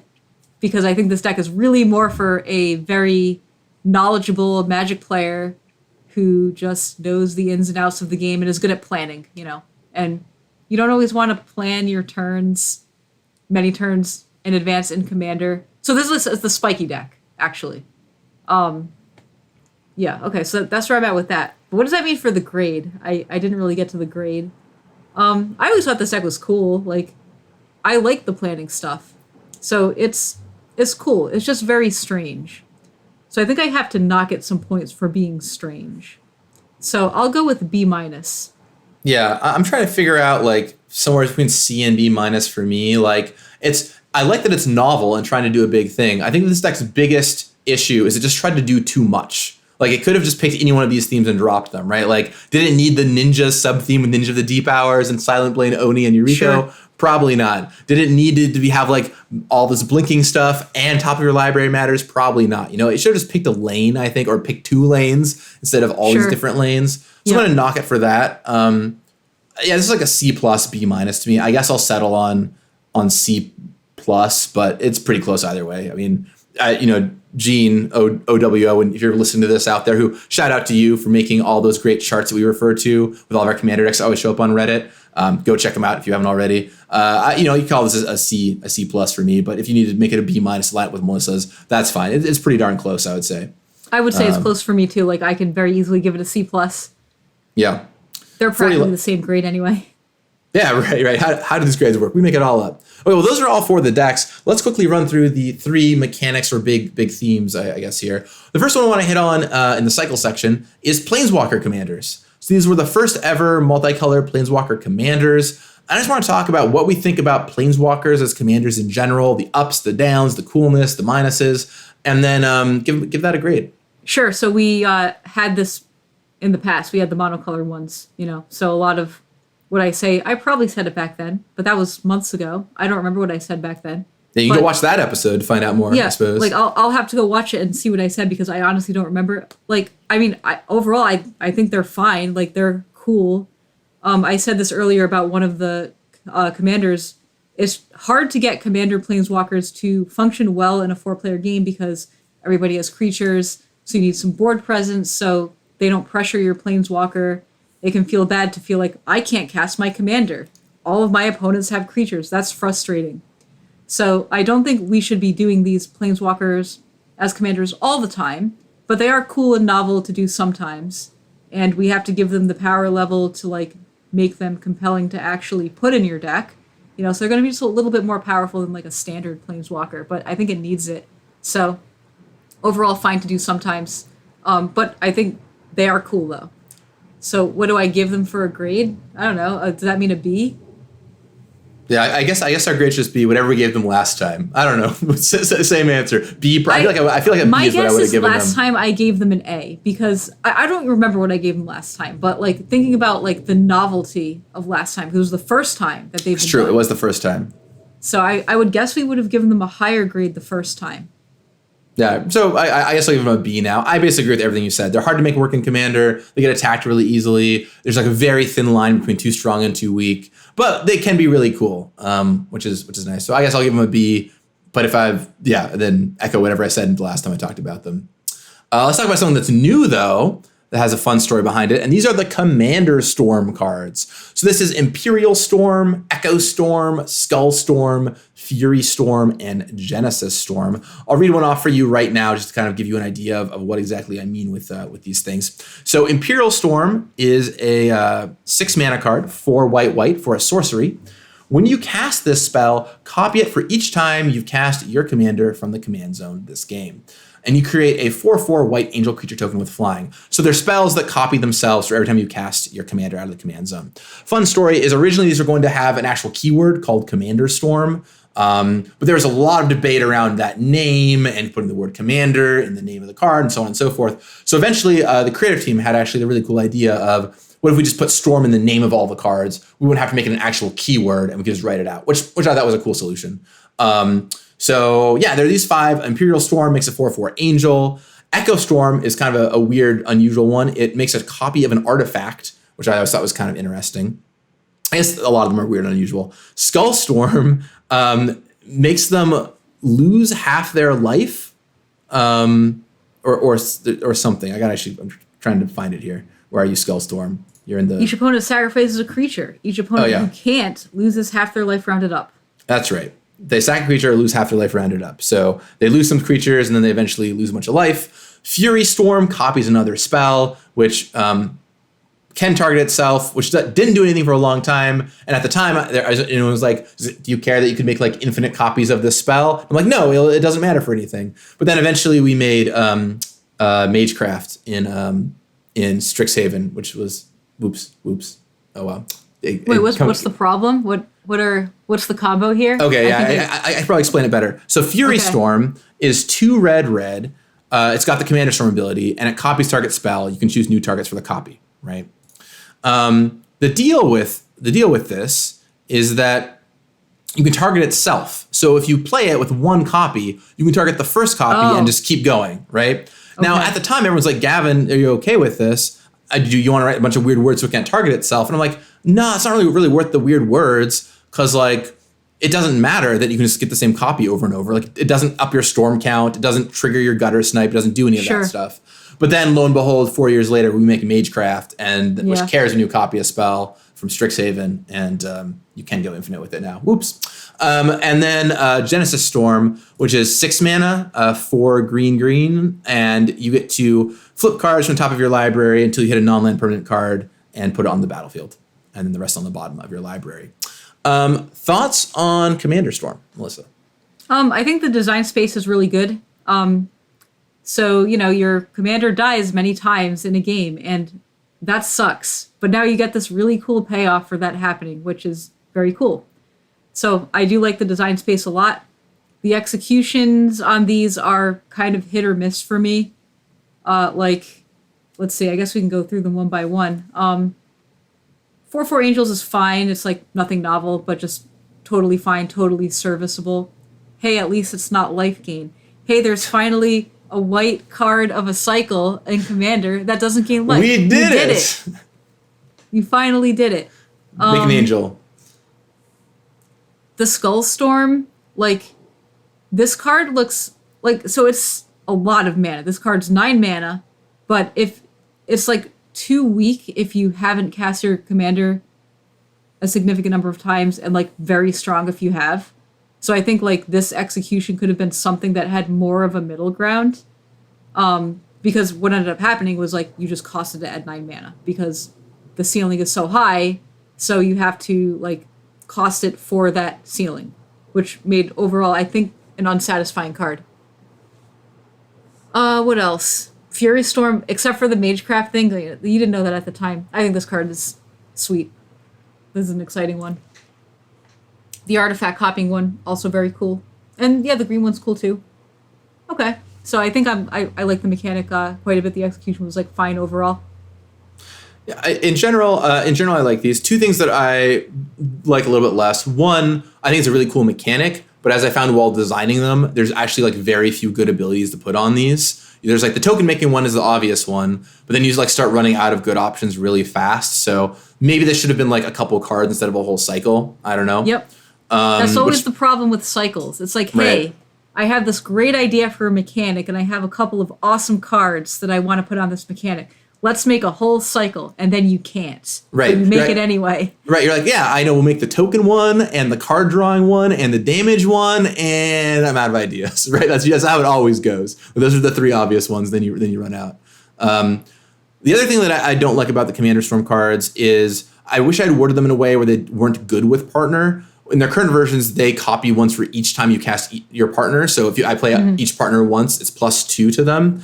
And in retrospect, it might have been better as just the commander you cast the most times this game, because it makes partners better, and partners don't need to be made better. At the time, I thought it was actually cool and upside that it worked with partner because it supported a thing that we had previously done. But now I know that partners are really busted, and in general, they're not, we've made some whatever that recently that are fine, but in general they're just really strong and they don't need any extra propping up. But I do like these in general. I think they're cool. What grade would you give these Commander Storm cards, Melissa? I think somewhere in the A- range, maybe even A, because I think the design space or the idea of them is great. I didn't realize that the design space was actually pretty small, because you probably explored it a lot more than I did. But the idea of these is actually very cool, and the execution I think is above average. So I think I'm on A- here. Yeah, I'll give them a solid B, but same opinion as you. Just I spent more time trying to find good ones, know how hard it is. The black one, we spent so much time trying to make something for that one. Yeah, this one is not a big fan of this one. Little weirdo. And then finally, we've got the Lieutenant. So this is actually a returning keyword to Commander, bringing back an old keyword, but doing it in a new way. So we saw Lieutenant previously in the second Commander set, I think. But the Lieutenants are cards that have abilities if you control your Commander. So we've got, these are the 5 Loyal cards: Loyal Unicorn, Loyal Drake, Loyal Subordinate, Loyal Apprentice, and Loyal Guardian. I'll give you a good example here, which is Loyal Drake. It's 2U for a 2/2 flyer. Nice little Wind Drake stats here. And these are all uncommons, by the way, so they show up in a variety of decks. And they have Lieutenant. At the beginning of combat on your turn, if you control your commander, draw a card. So just like, oh, you played your commander, you're putting this into play, cool, get a cookie for it. The white one gives all your stuff vigilance and prevents damage to all your creatures this turn. The blue one draws you a card. The black one makes each of your opponents lose 3 life. The red one gives you a 1/1 Thopter with haste. And the green one puts a +1/+1 counter on all of your creatures. Thoughts on the lieutenants and the return of lieutenant here? So I think the goal is good. The goal as in get you to cast your commander. But overall, I'm not really a big fan of these because these just sit here and get the benefit turn after turn and they don't have to do anything. So they really function as enchantments. The biggest offender to me is the Loyal Drake, which you just get a card every turn. And this thing just sits here. If your opponent has blockers, you're not attacking. You're not blocking with this because you're getting a card every turn. So not really a big fan of the execution. I wish this had to attack, make it an attack trigger. So at least you actually have to do some work to get your payoff other than just simply cast your commander. Yeah, no, that's a good point. We made them beginning of combat triggers instead of ETB or attacks triggers so that you could play them in the sequence them better with your commanders basically.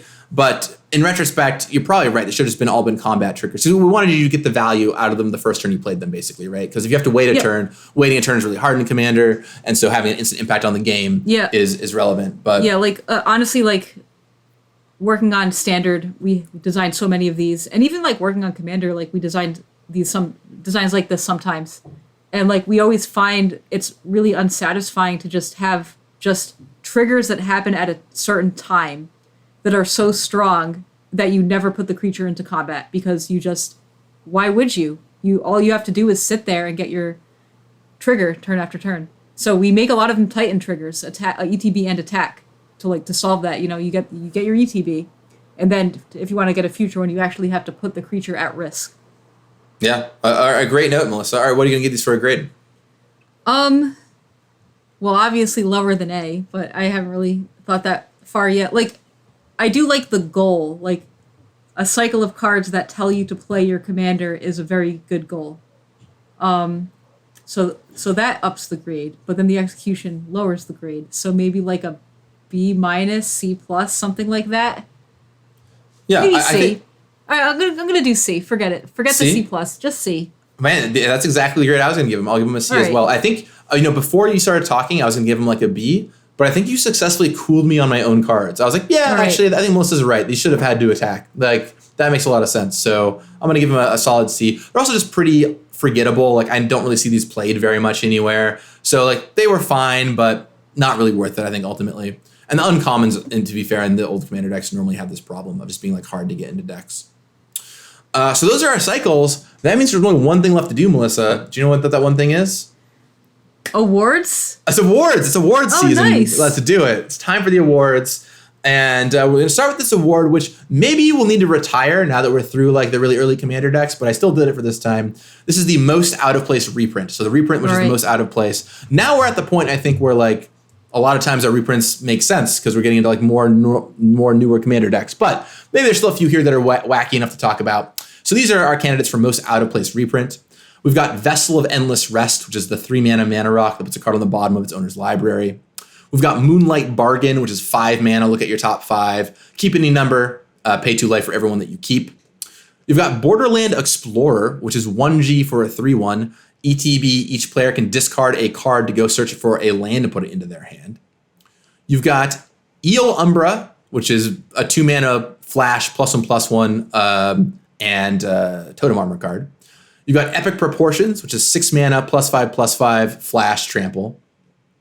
You've got Sarah Avatar, which funnily enough was on my list as most out of place before Melissa was why is this in the deck? Which I thought was very appropriate. That's getting my vote so far.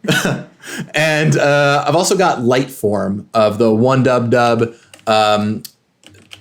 ETB manifest the top card of your library, and it has flying and lifelink. Now, all of these you can kind of squint and understand why they're in the deck. So maybe they're not any of them are not the most hyper out of place, but some of them are still a little wacky and wonky for a Commander deck. And that's even with me excluding cards like Sigiled Starfish, which is a little out of place. Righteous Authority, which I thought was a little out of place. What do you got here, Melissa? Out of these, what's your opinion? So first, can you say the second one again because I missed it? Oh yeah, the Moonlight Bargain. Oh, Moonlight Bargain. Okay, sure. Yeah, I don't know, probably misheard you. I think of all of these, the one that is most out of place to me is the Serra Avatar. Like you said, you can understand why the rest of these are there. You have auras in the aura deck. You have the Manifest, the top of your library, in the Aminatu deck. You know, they make sense. You can argue for all of them. But the Serra Avatar, like hey, you can blink it. Yeah, that's not doing it for me. Like, why would I want to blink this big vanilla, you know? Like, I get it, but that's just not really the card I think of when I'm thinking of cool things to blink. So that'll get my vote. You ever just attack someone with the Serra Avatar that's manifested and then just unmorph it, hit him for 30? That's good, clean living right there. I've never done that, but we haven't done a lot of tangents, so I'm going to just go on a very small tangent. Yeah. When I was first starting playing in my casual days, I loved Serra Avatar. And I remember, this was about the time when I was just slowly starting to get into tournaments. So Urza's Saga was one of the standard sets that was in standard. So I loved Serra Avatar. I had a mono white life gain deck with Serra Avatar. All I wanted to do was attack people with Serra Avatar. And I also played a card, I believe it's called Angelic Chorus. Oh, yeah, it gives you life. Yeah, when the creature comes into play, you gain life equal to its toughness. So I was like, yes, I'm going to make these gigantic Serra Avatars. And, to nobody's surprise, the deck was not very strong. But but it was my Serra Avatar deck, my good old 7-mana Serra Avatar deck. I think what I was thinking here with this card is actually, casual players love Serra Avatar. Let's just put this in this commander deck. When in reality, that was true, 15 years ago, right? And not so much anymore. Yeah. So... and these days, they love Johnny's Pridemate. Yeah, it's true. Actually give you something cool, like a payoff for your life gain. Although Serra Avatar is a payoff for your life gain. You get a big old vanilla, so I guess I'm wrong about that. Yeah, but I'd rather pay 2 mana than 7, I guess. Johnny's Pridemate is like a 2-mana Serra Avatar. Mm-hmm. I think Serra Avatar is a good pick. I'm going to actually go with Moonlight Bargain. I mean, I get it. I get why the deck would have a draw spell in it. But this is such a weird choice. I honestly can't even remember why I chose this one. It's 5 mana. No one really plays this card. It's just probably worse than a lot of other available black draw spells in this deck. It's 5 mana. You have to pay 10 life if you want to draw all 5 cards, 6 life if you want to draw 3 cards. Shouldn't it just be Ambition's Cost or something? I mean, yeah, you can dump a land in your graveyard for Windgrace or something, but this is a weirdo. I'm not sure why this was in this deck. It could have been so many other card draw spells. My guess was the options for card draw were low, but maybe that's just not true. I mean, Ambition's Cost and Ancient Craving at least existed at the time. Skeletal Scrying existed at the time. Yeah. There's other things we could have done. Yeah, and what about Harmonize? Was that a consideration for the deck? Right, Harmonize existed at the time, right? Okay. It's why this one? I mean, I get it. You can put some lands in your graveyard for Windgrace, but it's a pretty weak reason. Yeah, that's kind of why I thought that the deck was originally a lands and graveyard deck, because a lot of the cards in the deck pointed to, hey, put lands in your graveyard. Yeah.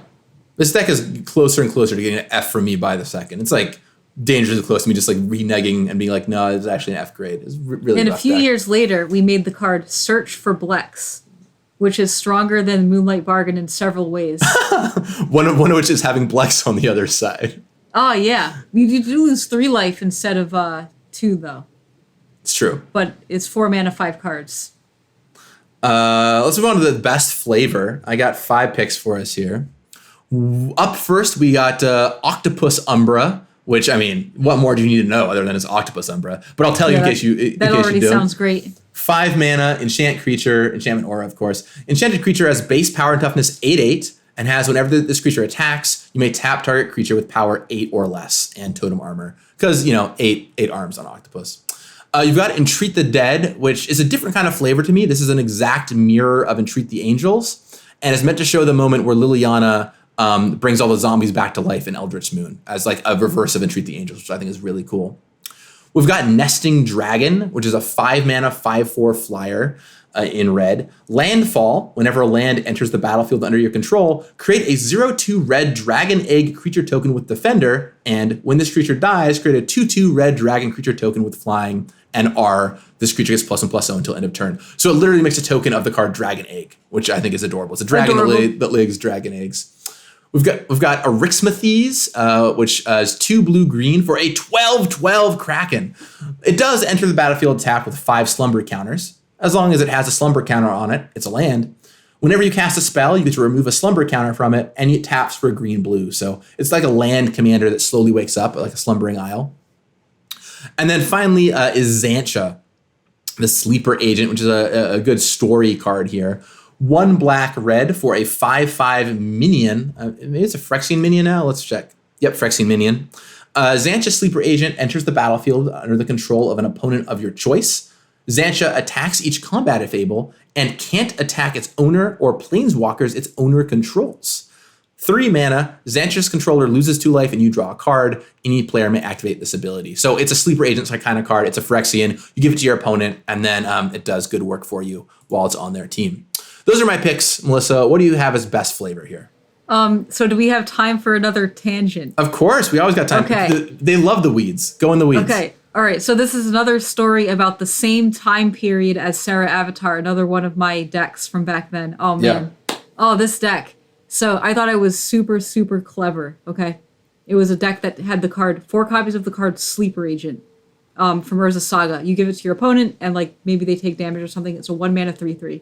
Yeah. They take 2 damage every turn, I think. I believe so. That? Yeah.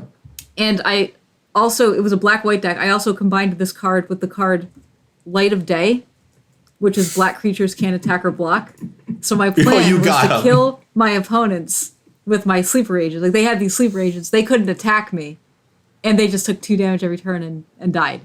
I also had some other cards that, I don't know, the Light of Day did other things besides just the sleeper agent. I don't remember what exactly. But it was just a very strange deck that, I didn't have any of creatures to attack them with, but it was just, it was mostly just turning their things black. And they couldn't attack me. Does Contamination turn creatures black? That sounds familiar. Wow. Sleeper Agent. How could you lose? You give them Sleeper Agents and they can't attack. So anyway, the story here is I took this deck to a tournament. It was just a Saturday afternoon standard at a comic store. Yeah. And my round 1 opponent was playing black. And I played this turn 4 Light of Day. And he just almost flipped the table. He was like, "What are you doing? Why are you playing Light of Day in your main deck?" And I was like, "No, you don't understand. I have these sleeper agents. No, I have a good reason for this." And this opponent was so mad. And I probably went 2-2 or something in this tournament. That's the story. I mean, I cannot blame him for calling a judge immediately and just being like, "Yo, did they pre-sideboard against me? What happened?" Yeah, this was not a tournament with judges or whatever. This was just play whatever. It was standard. Nobody cared. And this opponent was just like, "What is happening? How are you playing this card?" I just looked it up, by the way. 1,070 decks on EDH contain Sleeper Agent, so mostly Blim and Xantcha decks. So got that good flavor going there. All right. So good story. Back to the question. Okay, I need to read the Sleeper Agent to give you an answer, but I think I already have an answer in my mind. I just want to make sure. Yeah, okay, so for me, it's between the Octopus Umbra and the Arixmathes. Both of those cards are pretty flavorful to me. I like the idea of the Sleeping Kraken. That's super cool, and this card's really fun. But I think I have to give it to the Octopus Umbra because this is just in your face with flavor of you are turning this creature into an octopus. And there is no question about it that your creature is an octopus. So yeah, I'll give it to that. I think those are good choices. I think I'd give Arixmathes a higher... I might choose Arixmathes if it had a more flavorful condition for losing a counter other than casting a spell, but it's pretty close to me. Yeah, that's fair. I'm actually going to give it, though, to one you didn't even mention. I'm going to give it to the Nesting Dragon, which I think is just super cute as pooping out dragon eggs. I don't know. I just find it very charming. And it is cute. Okay, it's also it also brought the egg creature type back. This was the argument to bring egg back as a creature type. So I feel like I get some flavor points for that. I probably should have at least mentioned this. This is pretty adorable. But that's fine. Octopus Umbra, great choice too. I think that was maybe an Ali Medwin card. I'm not sure. So All right, let's go on to the oops category. As an oops, we shouldn't have made that. I only have one card here. Can you guess what it is? Is this a trick question? Should I just take a quick look at all the lists? Can you give me a hint? We did talk about it extensively on this show. Oh, it's the ninja. Yeah, it's Yuriko, the Tiger Shadow. Yeah, I just couldn't think of. Of course it's the ninja. Okay. One of my most regretted full designs. I do like a lot of things about the designs. I wish that the Commander Ninjutsu had cost you 2 more every time. I'm gonna give Yuriko the big old oops award here, causing us all kinds of problems. I always forget that ninja is in this Amanatu precon because it doesn't make any sense in the precon. Right. Like, honestly, if you were to ask me, before I knew where it came from, what precon was in, I would have just been like, oh, there must have been a ninja precon. Right. Which I just sense. thought there was a ninja precon. When we did tribal, right? Like, you could have easily done a ninja tribal precon. Yeah. We talked about it, in fact, as ninja was one of the options, but didn't end up going down that path. Alas. Sweetest Legend. Okay, we got a few candidates here for Sweetest Legend. We got Brutaclad, the dude who makes mirrors every turn, from the flavor text of Sarcomite Mirror. We've got Yuriko, who is bananas, but is a pretty sweet legend. We've got Erixmathes, the delightful slumbering isle. We've got Yennet, the odd sphinx. And I've got Astrid, the masked, as a pretty sweet legend. Those are my picks. I guess I also have Xantcha down here too. I skipped her. I've got Xantcha down here too, which we've talked about all these cards already. Which one do you have as the sweetest legend? Astrid is in the running. Yuriko is not in the running. I'm sorry. I cannot give it to Yuriko. Like, it's not that sweet. All right, fair enough. It's just kind of dumb. Yennet is pretty sweet. The Erixmathes is pretty sweet. You named this really good candidates here. I think I'm going to give it to Yennet. It's just super interesting and weird. Yeah, it's very odd, you would say, perhaps. I was trying not to use odd because it was too in-your-face obvious, but yeah, it's pretty odd. There's a lot of cool stuff here. One thing I think that is really interesting about the cards I did name is out of them, only Astrid is a face commander, right? A lot of the sweetest legends here are from the not face commanders, which is not a great sign, honestly, but it's kind of interesting, I think. For me, it's really close between Brutaclad, Erixmathes, and Yennet. Brutaclad makes for great stories. Erixmathes is such a charming, unique card. And Yennet, I spent so much time and energy into to be the odd boy it is today. I'm going to go with Yennet, and that's just personal bias. I spent so much time trying to make this card so odd and I'll do all the odd things. But I think either of those two other cards, Brutaclad or Erixmathes, are great picks here. Yeah, I mean, you said sweetest legend. So it is the sweetest legend. It's hard to argue that this is not the winner here because of all of the intricate things and attention to detail that is going on here. Like all of that stuff is very sweet. I agreed. Most weird card. Time to go with the most weird card. I will say Yennet is in this category of course. for most weird, given that it's, if I said the word odd one more time, you might punch me in the monitor, but you know what I mean. Other cards though, besides Yennet, are Primordial Mist. For you, enchantment at the beginning of your end step, manifest the top card of your library, and you can exile a face down permanent you control, face up, : you may play that card this turn. So basically it lets you unmanifest all your face down cards, which is kind of funky. We've got Emissary of Grudges. This continues the cycle of stalking Leonin. Back in C17, when we did that episode, we talked about stalking Leonin. We found one other good design. It was Emissary of Grudges. We made it. 5R, 6/5 flying haste Afreet. As Emissary of Grudges enters the battlefield, secretly choose an opponent. Reveal the player you chose, : choose new targets for target spell or ability if it's controlled by the chosen player, and if it targets you or a permanent you control, activate this ability only once. So you pick a player, if they try and mess with your stuff, you can flip up it and bend the spell back at them. We've got Sower of Discord, which I think wins the award for maybe just hardest to straight up understand card, because people always ask me questions about this card. 4 BB for a 6/6 flyer, demon. As Sower of Discord enters the battlefield, to choose 2 players. Whenever damage is dealt to one of the chosen players, the other chosen player also loses that much life. Everyone always asks, doesn't that go infinite? And the answer is no. Damage and life loss are different things, but it's really not obvious if you don't know the Magic rules. And then Brutaclad is our last card here as most weird, making its tokens and then redistributing them around. Those are my options for most weird.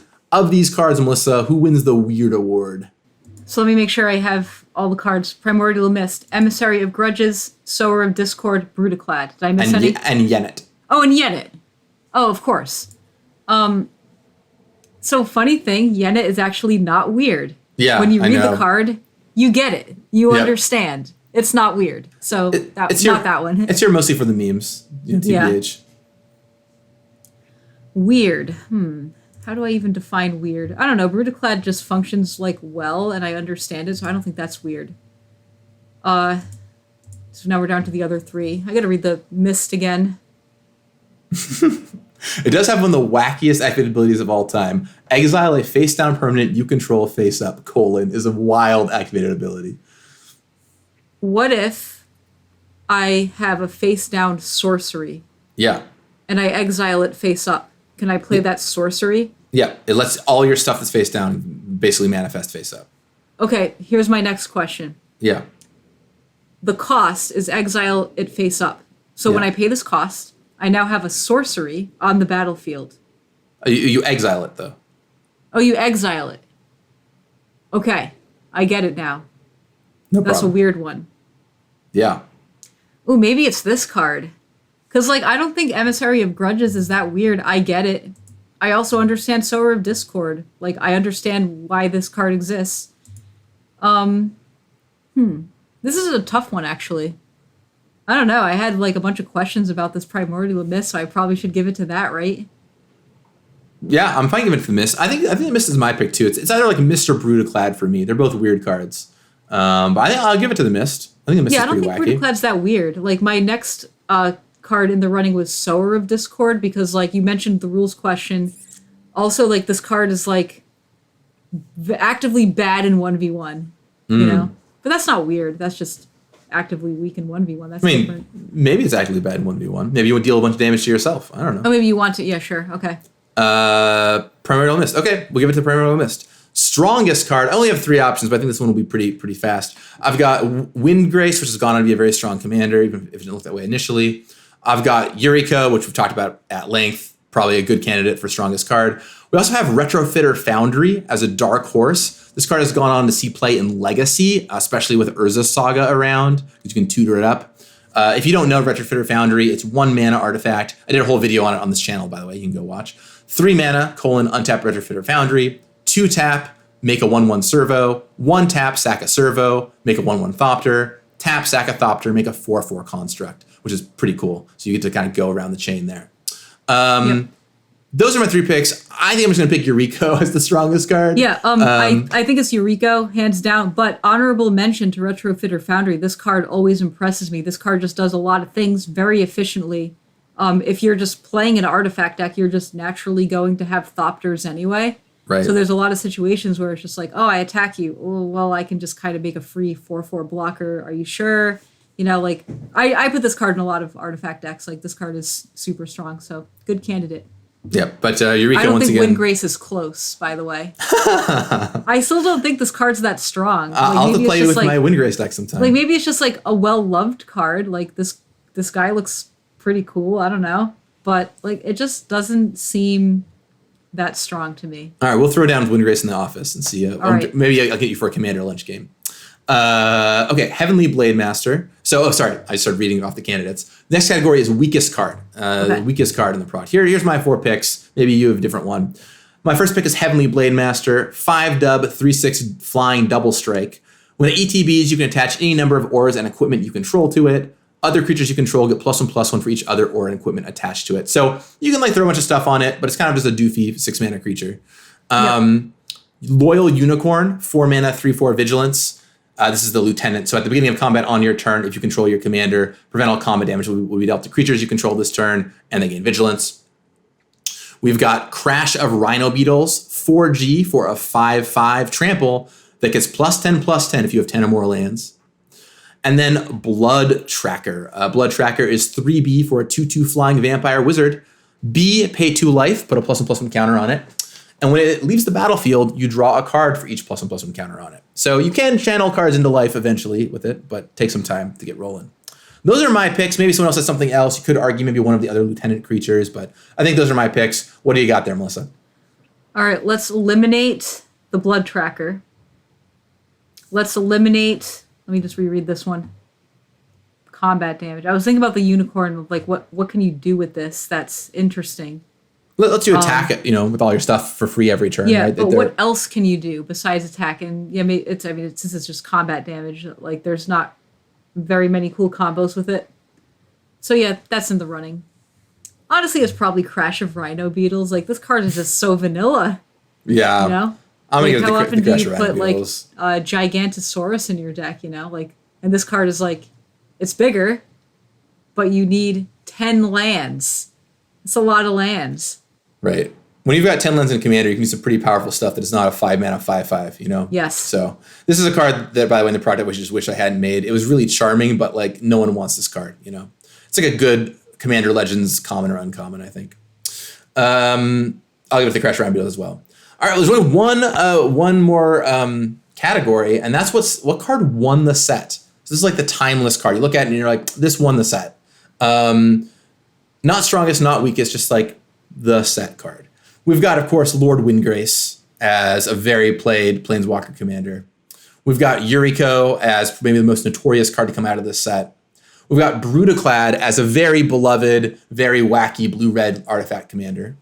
We've got Arixmathes as just a really loved and very novel land commander.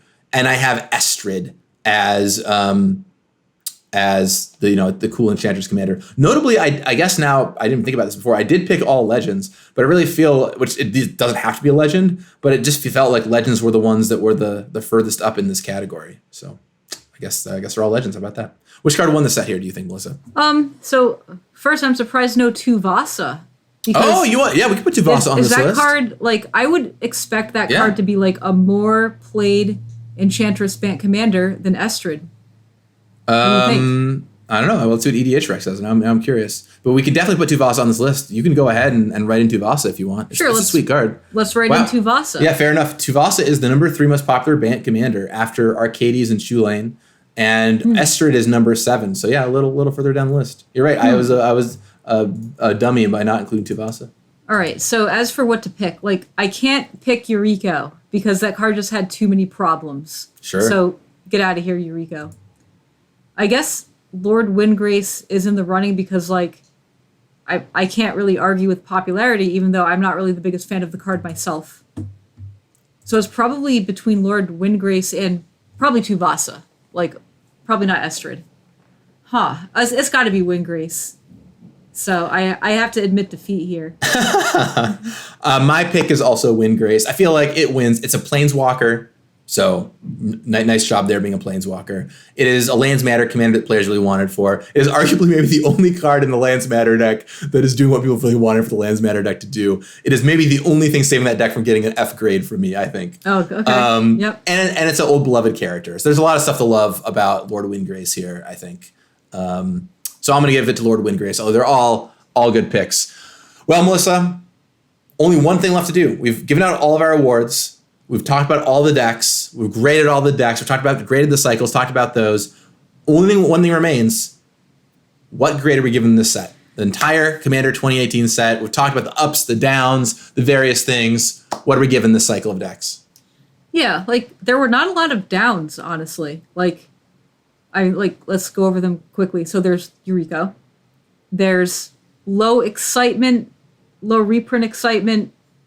The themes were great. Let's not talk about Windgrace, though. Like, the idea of Windgrace was solid. But the themes, I thought, were overall, as a whole, the themes were good. You have Artifact, you have Enchantment. Yeah, the Esper deck maybe could have done a little less, right? Yeah. Yeah, and, even the Esper deck, it had a theme. Yeah, so, I'm kind of on, B, maybe B-.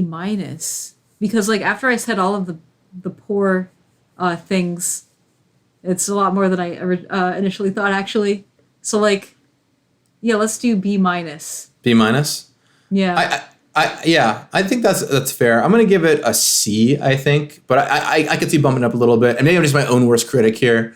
But I feel like there's a few things. One, the themes are solid, but they don't always deliver, and they're not always the most exciting. It's like, okay, the artifact deck is an artifact deck, cool. It's like got some cool stuff going on, but it's a little vanilla. That's okay. You can do that one time. It's kind of like a vanilla artifact deck. But then the lands deck is also kind of vanilla, and the aura deck is a little more exciting, maybe, but still is like kind of generic in what it does. And then the white, blue, black deck, I think, is just really messy. It could have been trimmed up a little bit.